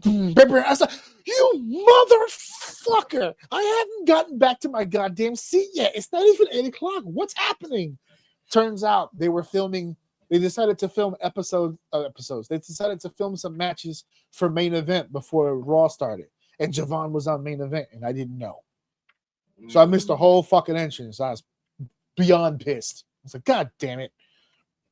And then he's wrestling fucking one of the Cutter brothers. I'm like, what the fuck is this shit? So obviously Javon went over strong. Duh. We get the fuck out of there. And then they gave us another main event match. It was a tag team match between Los Americanos and the War Raiders, which interesting, whatevs. And then we get to Raw. Now, here's my first view of the facilities now that I'm here. I'm like, I've been in Barclay before. I don't remember it being this small. I felt really close to the ring, like closer than normal. And I'm like, I know these are good seats, but these aren't good. These are like that. Good seats. Yeah, I can see the definition in these motherfuckers. Yeah. I could really see these wrestlers clear as fucking day. And for the most part, I can't hear what they're saying, but I'm so close, I can hear them calling the match. I said, this is crazy. Mm-hmm. So I start looking, because I don't care about Americanos and War Raiders. So I'm looking around, and I noticed that the bowl isn't circular all the way around. So now I'm like leaning back. I'm like, oh, their entranceway got pushed in. It wasn't at the end where the seats would normally be and then tarp it off. They shortened the building in. Mm-hmm. And I went, oh, okay. That's why it looks small. It did look smaller on TV. They shortened the building in. They came in a little more. I was like, oh, okay. That makes a lot of sense. And then that was the first thing that I peeped. And then the second one I'll give you in a second, because a cloud of just yes came over my head. One of my weak points as a promo is I tend to get wordy and I tend to go longer than I should. Some of the biggest things that I've been working on as a promo guy is getting that point across in a shorter amount of time. And when if I clock myself, if I go, okay, here we go, I'm going to use my phone, I'm going to clock it and start. And then I cut the promo. When I see it on my phone, minute, 2 minutes, for whatever reason, it clicks different in my head when I see it. But when you do promos and shows and stuff, there's no clock in front of you. It's all internal. Mm-hmm. So some people's clocks are different than others. So we're at Raw. And so far, no surprises, no returns, no call-ups, no nothing. Mm-hmm. No, one call-up, Javon Evans. They called up Javon Evans. And for whatever reason, there's a commercial playing on the screen, and you just hear boos. Like nothing's happening. The commercial doesn't even have wrestlers in it. They're talking about, like, I don't know, something coming. Oh, with the FIFA World Cup is coming to New York or whatever. And all you just hear are boos. And I'm looking around like, what the fuck? And everyone's looking up at one of the sections on the other side, and it's Byron Saxton interviewing Logan Paul and Austin Theory. And right now it's dark, because they're still at the commercial. When they come back from commercial, the lights finally turn on and they do the interview. And when the interview started, their backs. Did you see Raw? I told you I saw up until the women's match, and I passed out. Okay, so I think this happened after that. So they're in the actual audience, sectioned off. Their backs are to the most of the crowd and to the ring, and then they're facing the camera. So what I see is their backs, but I'm at an angle. So I also see the camera that's shooting them. And just above the camera is somebody holding up a clock. and it has the time going backwards, how much time they have. Mhm. So when the light went on, the clock started at like 2.5 minutes, and it's counting backwards, 29, 28, 27. And then once it gets inside the minute, it shifts, and it's just the seconds down to the millisecond. So it's like 55, 54, 53, like that. And I saw that, and that's the first time I've ever seen that. I've been to a million events. I've never seen someone cut a I've never promo seen in that. WWE and had a clock right in front of them over the camera. And I went, if I could get that, I could cut a promo here. Fuck it. give me the clock and watch me work. Let me cook. Get the fuck out of the way. Give me the money. I mean, it's smart. It's Give an me the easy goddamn- investment, especially like Logan's a good example where that Yeah. would be good. Like he's still learning the business and stuff like that. So being able to make it easier on him with that, especially you got to understand, like it's not like the guy can't talk. He's Yeah. on YouTube all the time. He's developed his whole career on talking shit, but then it was his own content. And if you think about it, it's unlimited time. And he works in a world where his shit is edited. So he can Yeah. talk for 2 hours and that should be a 10-minute video. So that's genius. Put a clock in his face, let him see it visually, and it could probably create better like promos and shit. That's really smart. As I watched him cut his promo with the clock winding down, as someone who cuts promos, I could see where his head was as he spoke based on time. Sure. I see how he was able to fit in everything he wanted to fit in and then close the way he wanted to close. And he spoke for like 60 straight seconds, and it got inside of 10 seconds, and he starts to wrap up like around punchline. He's going to his punchline now. He hit the line at like 5, and the person holding the clock went. That's it. And it went dark. And then went back to the guys. And I went, I can do the fuck out of that. Clean. I can do that. Let me do that. I got it. That's so good. And then the way that I figure it, you do that enough times, that'll fix your internal clock. For me personally, if I got to see that clock 1 billion times, after a while, I wouldn't need the goddamn clock. Get that shit out of the way.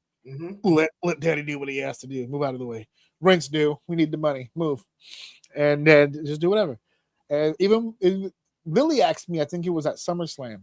She goes, you've been a fan your whole life and you've been doing this for so long. Look at this building. You think you could actually perform in a building like, not wrestling? I think she was referring more to like being the ring announcer or like being on the microphone essentially in front of all these people. I was like, if you would have asked me this 10 or 15 years ago, maybe not. But in my age now and my experience now, yeah. For me, easy, light work. I feel very confident I can get into MetLife in a full house and just be like, what's that? I'd feel like for you after your first month, you'd be full throttle.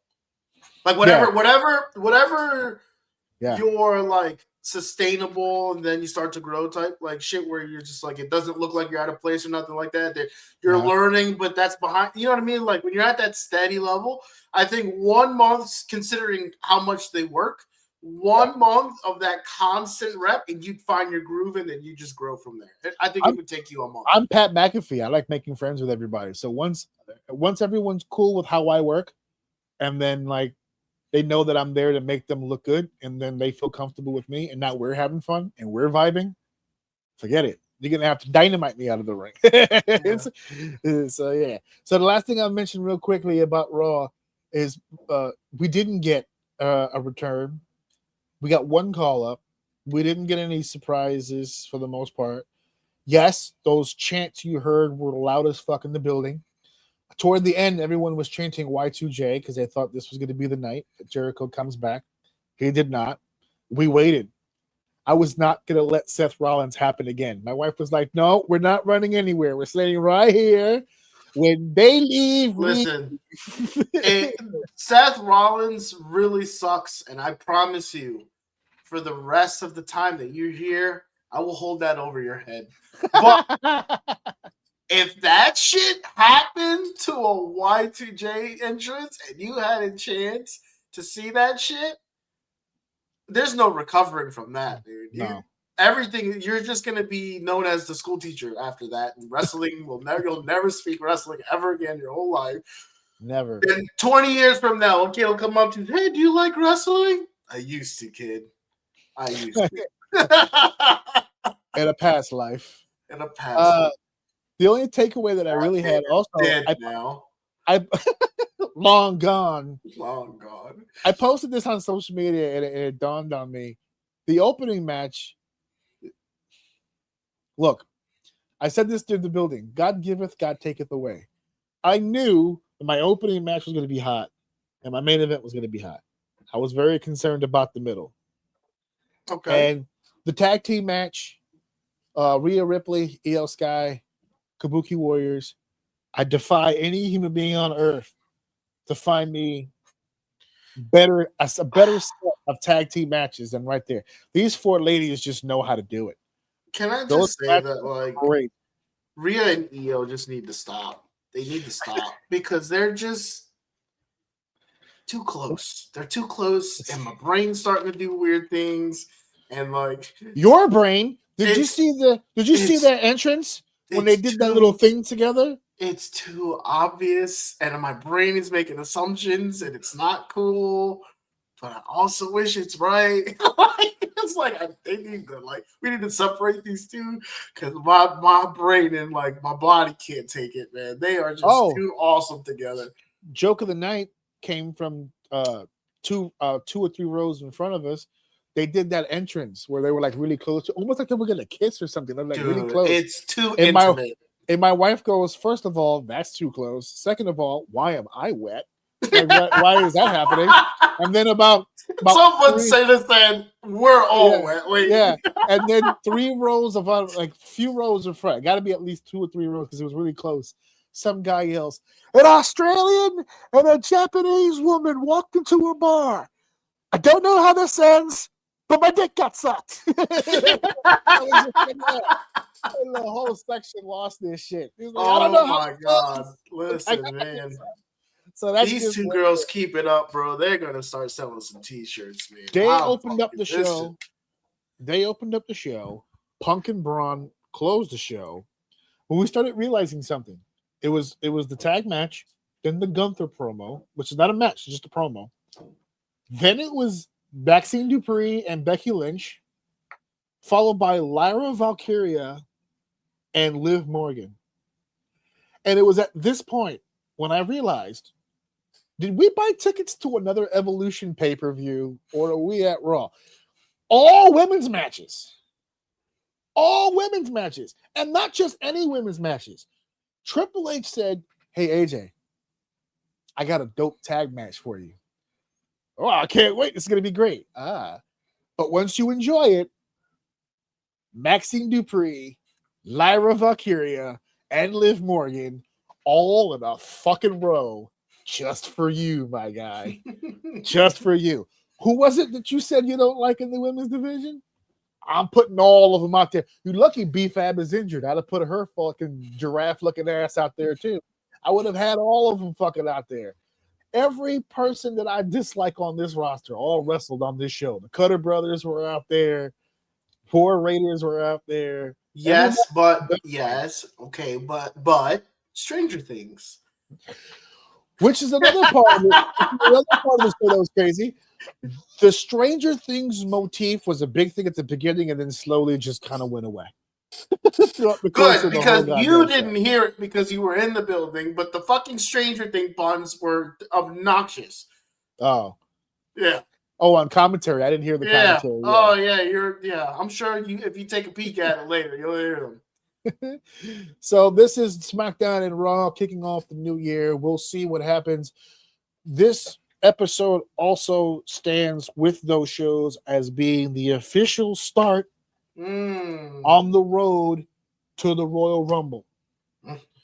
At the Royal Rumble, we will have, once again, I'm smiling, the yearly honor of saying we are on the road to WrestleMania. We're not there yet. We got 4 weeks before we get onto that. Right now, we're taking the streets. We're still driving to the highway. We haven't gotten to the highway yet to begin our trip. We just got out of the house. We're all in the car. We're Now clean, showered, we're dressed. Got our snacks in the back for the road. We're good to go. Lunch. There we go. Got the gas station stops all saved up, ready to go. This is the beginning here. So I can't wait. And one last thing. Because there were so many women's matches, Stephanie Vaquera was out there with the boot. She's wearing a boot. It's she's got something torn, but she'll be healed. She's not going to be out for a long time. And it dawned on me that she's the women's world champion.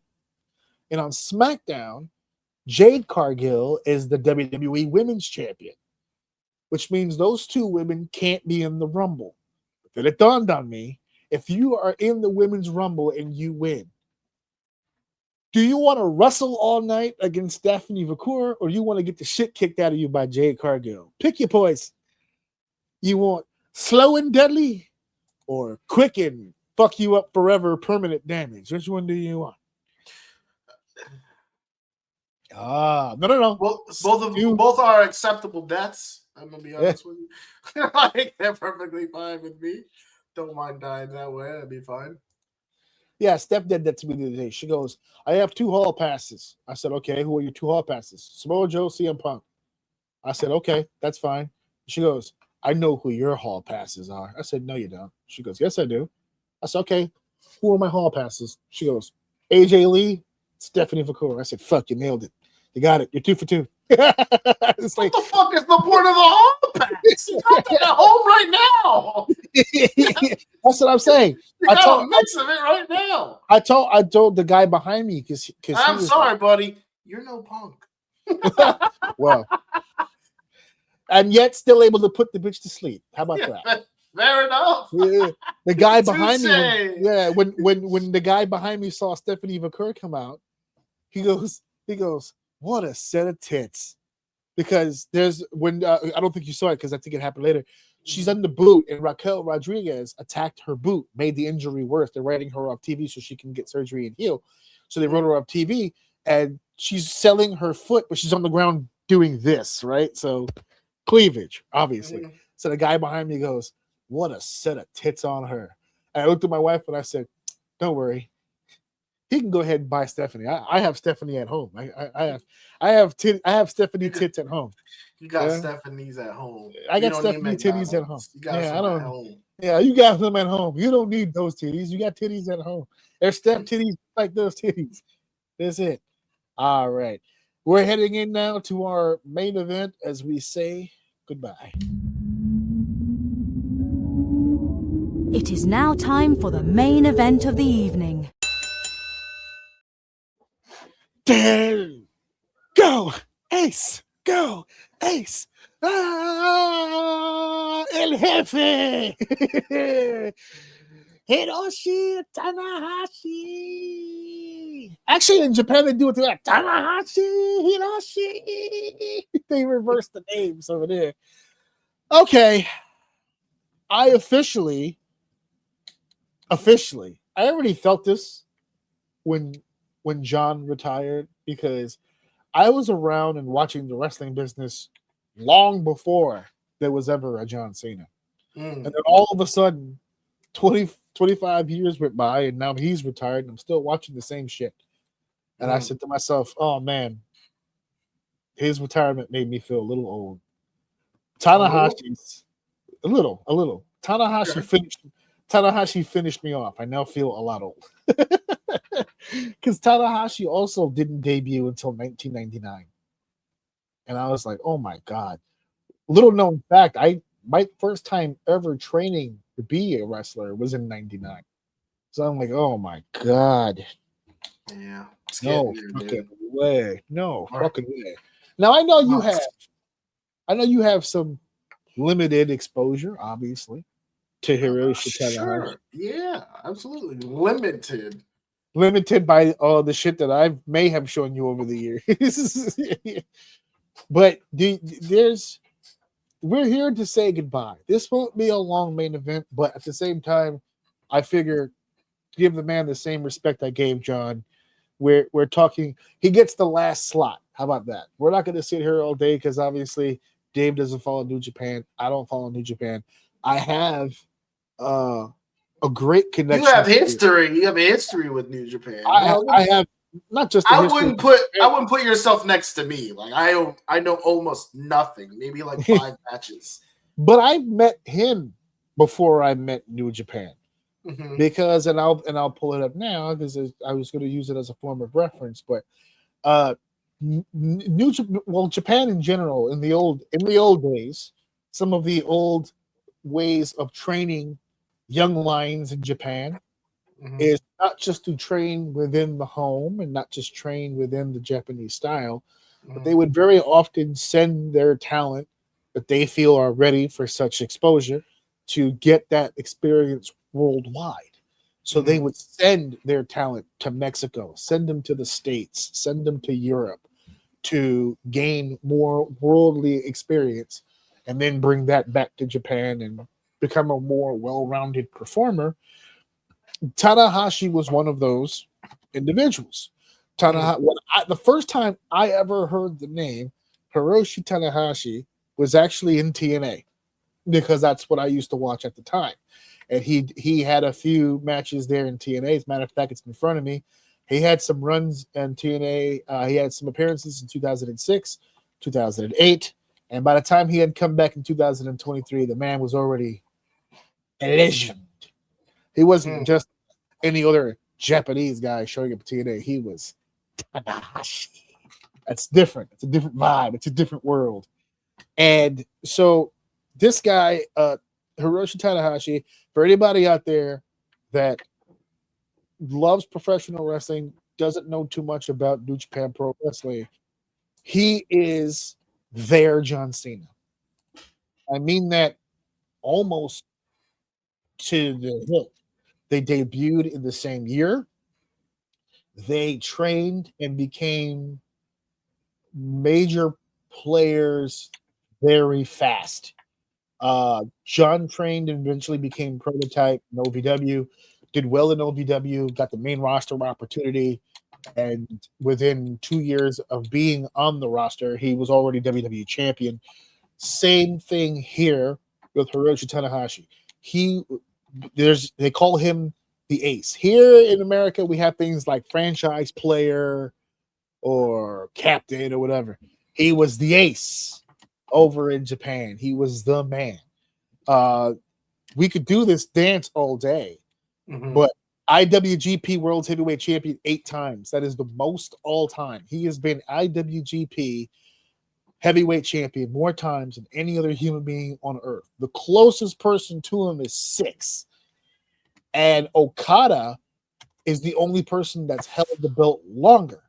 He only has 5 reigns to Tanahashi's 8, but he's held the title slightly longer. Okada has held the total time of reign for 1,790 days. Tanahashi, with his 8 reigns, had it for 1,396. So Okada had some long reigns in there, but he didn't win it as many times as Tanahashi did. And you can do it all down the line. 2-time Intercontinental Champion, 1-time television champion. He's been a tag team champion, never open weight 6-man tag team champion. This guy, the time-honored tradition in Japan is it takes a special person to win 3 titles in IWGP, which would be the heavyweight title, the tag team title, and whatever mid-card title they have at that time. There's been a few. There's been a television title, an Intercontinental title. So if you win all 3, you become a triple crown winner, right? Okay.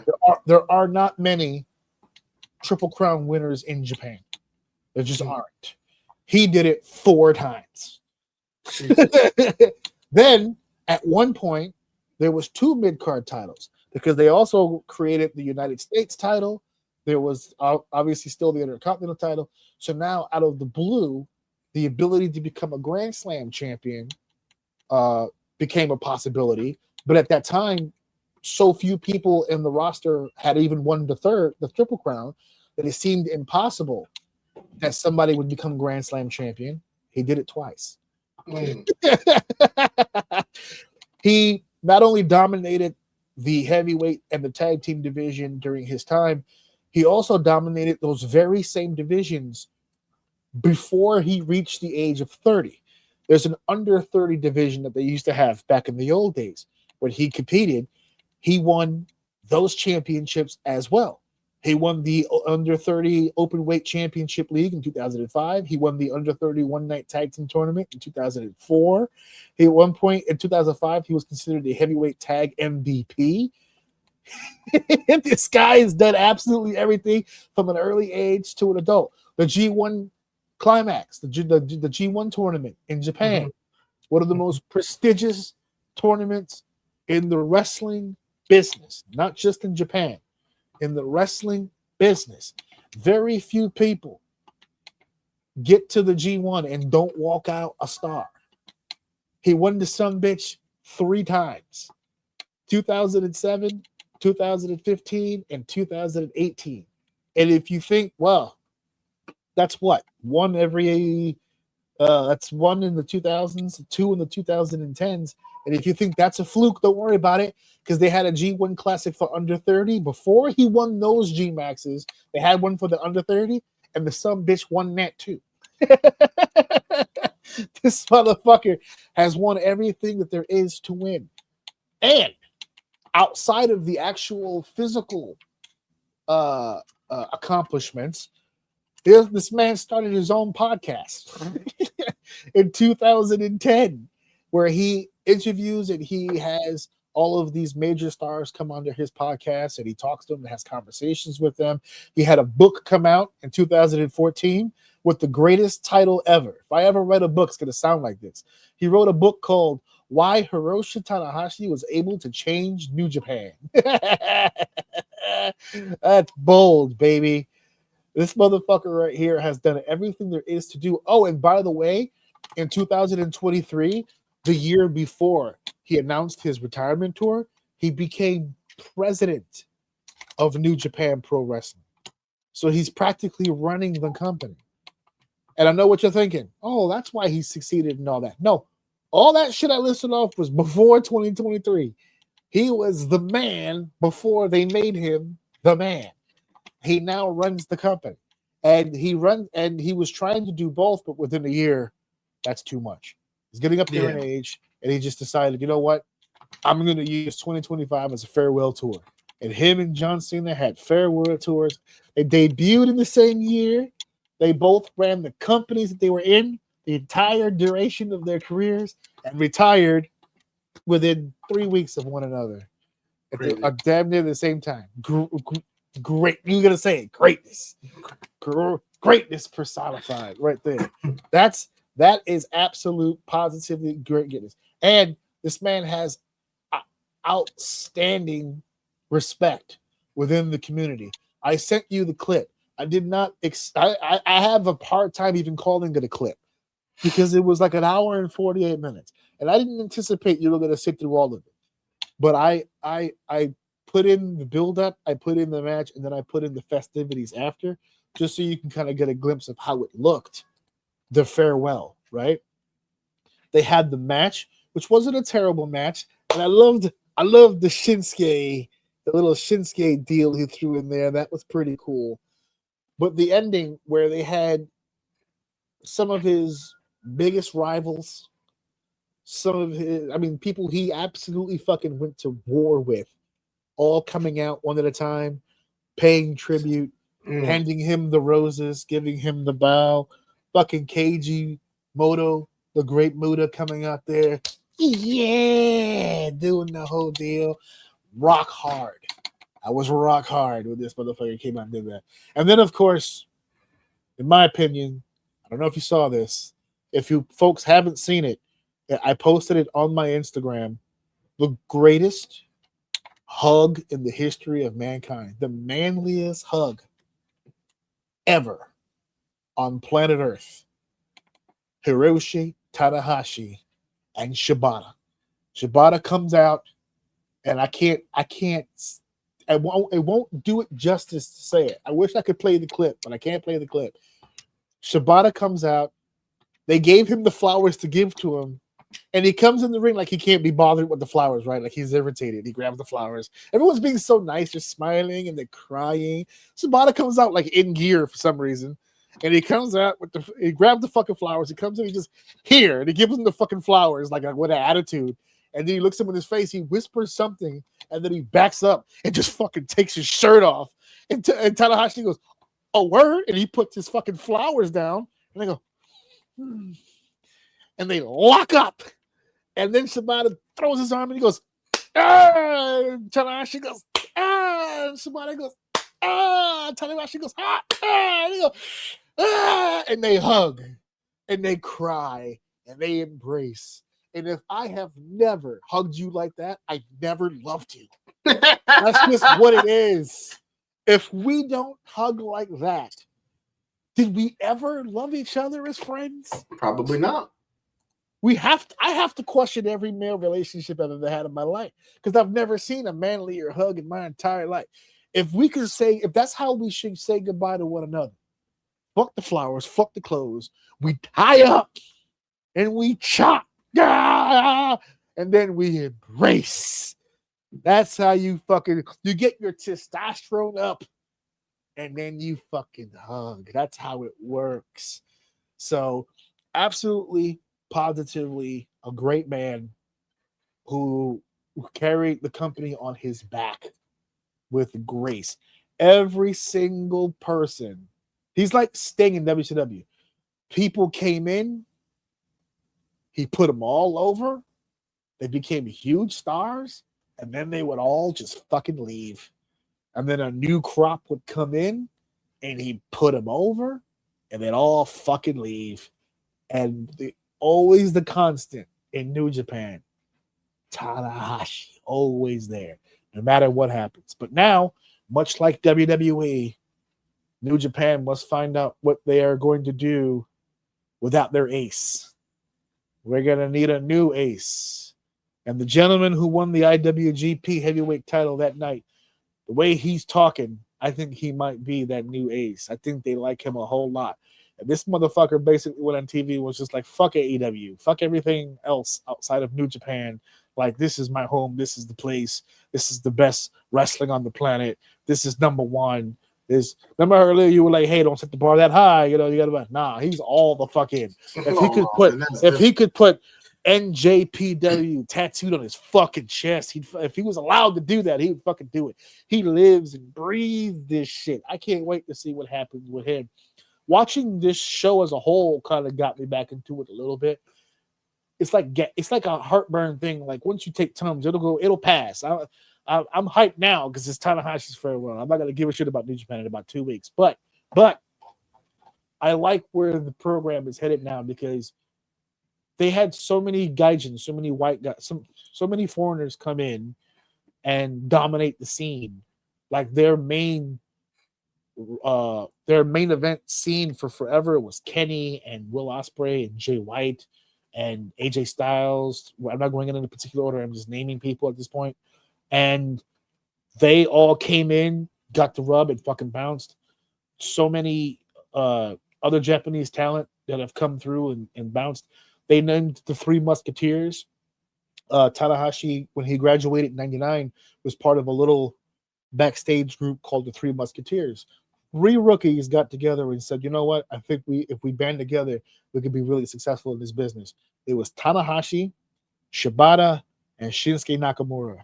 And I think they did all right. They did okay. They did pretty good. I think the 3 guys did all right. They're just legends in the game. That's all. They're just, that's all they did. They just cemented themselves for the remainder of wrestling history. They did all right. They did the best they could. They did the best they could. So, so we just wanted to take this opportunity to say goodbye to the Ace. Congratulations on a wonderful career and wishing the best for New Japan Pro Wrestling moving forward. Hopefully they could get their shit back on track because at one point, Jesus Christ, at one point they were a formidable company. So let's hope they get back to that. It is January 6th. Dave, it is your birthday. Congrats on being alive for one more year. Jesus, okay. Well, we're going to have to get in the practice of thanking each other that we're still here because as the numbers grow higher, it's going to be increasingly more possible that we're not. So we We gotta take quite morbid, but okay, we'll take it. A little dark side, but full of realism.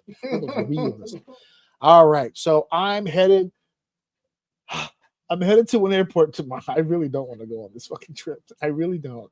If I don't make it back, and the reason I say that is because we're already getting alerts from JetBlue about cancellations because fuckhead decided to bring Venezuela's president not only to our country, not only to New York, he brought this motherfucker 3 miles from my house. He's over here at a fucking jail detention center or whatever.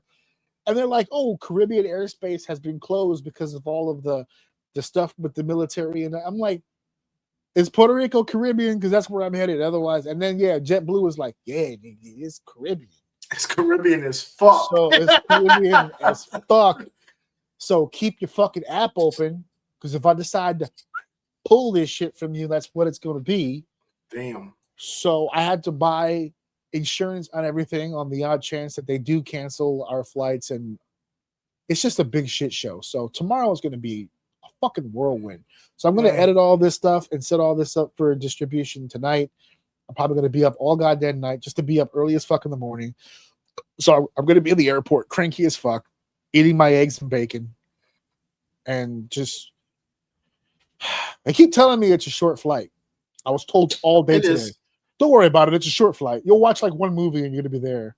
I'm like, I think it's 3 hours, 2 hours. Yeah, they said it was anywhere from like 3.5, like on a bad weather day, maybe 4, but like 3 hours, 3.5 hours. The last time I remember, I think we ended up getting like half an hour early or some shit. So it's possible. Yeah. Somebody told me, if that pilot gets a nice downstream, he can fly. I'm like, no, I want him to stay up as consistently up as humanly possible until he intends to get lower to land the bitch. Don't tell me. Also, I found out through Google Maps that the goddamn airport for Puerto Rico, it's not even like within the island. It's like near the beach. It's like right at the edges of the island. So I'm like, if this motherfucker cuts it short, it feels like it.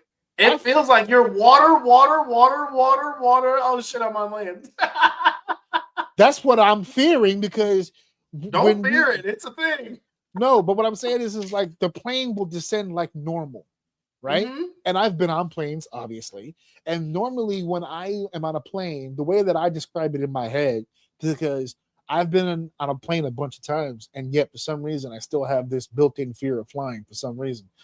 I feel much better about flying when I'm already in the air. For some reason, I feel fine. Fuck it, we're here now? Yeah, well, fuck it. It's torture. Fuck it. I can't. It's not so much we're here now. I can't see, right? I don't sit by the window. Alex sits by the window, right? So I'm in the aisle, and I'm looking. Every now and then I'll look out the window or whatever. I see clouds, right? The only time I ever really looked out the window on purpose was flying to LA, because I wanted to see Colorado's mountains and the Salt Lake City. And I wanted to see it, like to say that I saw it. So I looked out the window. Going to Puerto Rico is going to be a lot like when I went to Mexico. And when I went to Mexico, I went New York to Atlanta, Atlanta to Cozumel. And from Atlanta to Cozumel was like almost all water. And I don't know what it is, but my body did not react well to being above fucking water. There's really no fucking difference. If I hit the ocean or the ground, the result is exactly the fucking same. But for some reason, my body does not react well when we fly over the fucking water. So that's what's happening to me tomorrow. I'm going to be going over the goddamn water. And here is how I reconcile this trip. I found, because I went looking, 3 things that are going to make me feel comfortable. I found a Walmart, I found a Planet Fitness, and I found a Dave & Buster's, all near where my hotel is. So I will be, when I get off that plane, will be heading to my hotel, muy rápido, and heading to Dave & Buster's to get all my fucking anxiety out of me from that goddamn plane ride. I already told Steph, I said, bro, I'm going to shoot some hoops. Don't I'm going to shoot some shit. do not look out the window when you're landing, because I sat in the back of the plane, and I'm worried. I'm a glutton for punishment, so I have to sit next to the window. Like, I don't want to, but I have to. So when we're landing and I'm looking out the window and we're getting lower and lower, and I could damn near touch the water, it was still water until I can still feel it. I couldn't breathe. I'm like, oh, I'm dead. I literally think you're making this worse right now. and then the moment my gear was about to hit the water, it was on land. And I'm like, oh, get me fucking off of this shit. No, because now flip it, right? Talk to me now about when you got back on the plane to leave. Because now it's the opposite. Now you're not going that fast, and all of a sudden the land just disappears. It's just water, right? Because you're just going off the runway, and then it's just water. I guess that one's not too bad because you're getting away from the water this time, right? You're flying away from the water. I guess. I don't know. It was just the landing thing, dude. Landing. I've passed out so many times on airplanes, dude. I've just literally passed out. Wait, fell asleep or literally just No. In the actual passed out. I remember when me and my wife were on a plane for the first time. We were going to Oregon. I think at this point we were coming back from Oregon. We had so much. Yeah, we had so much turbulence.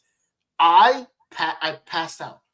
I just remember turbulence, and then I woke up with my face in titties, and she was going like this. She was going like this to me, and I'm like, oh, it finally stopped. At least I didn't go too long. She was like, "You've been sleeping for an hour and a half."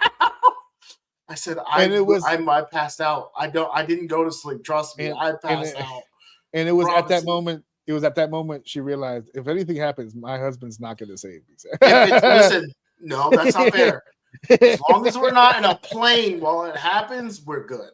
Yeah, I got you. Okay. If we're in a plane, you might be fucked.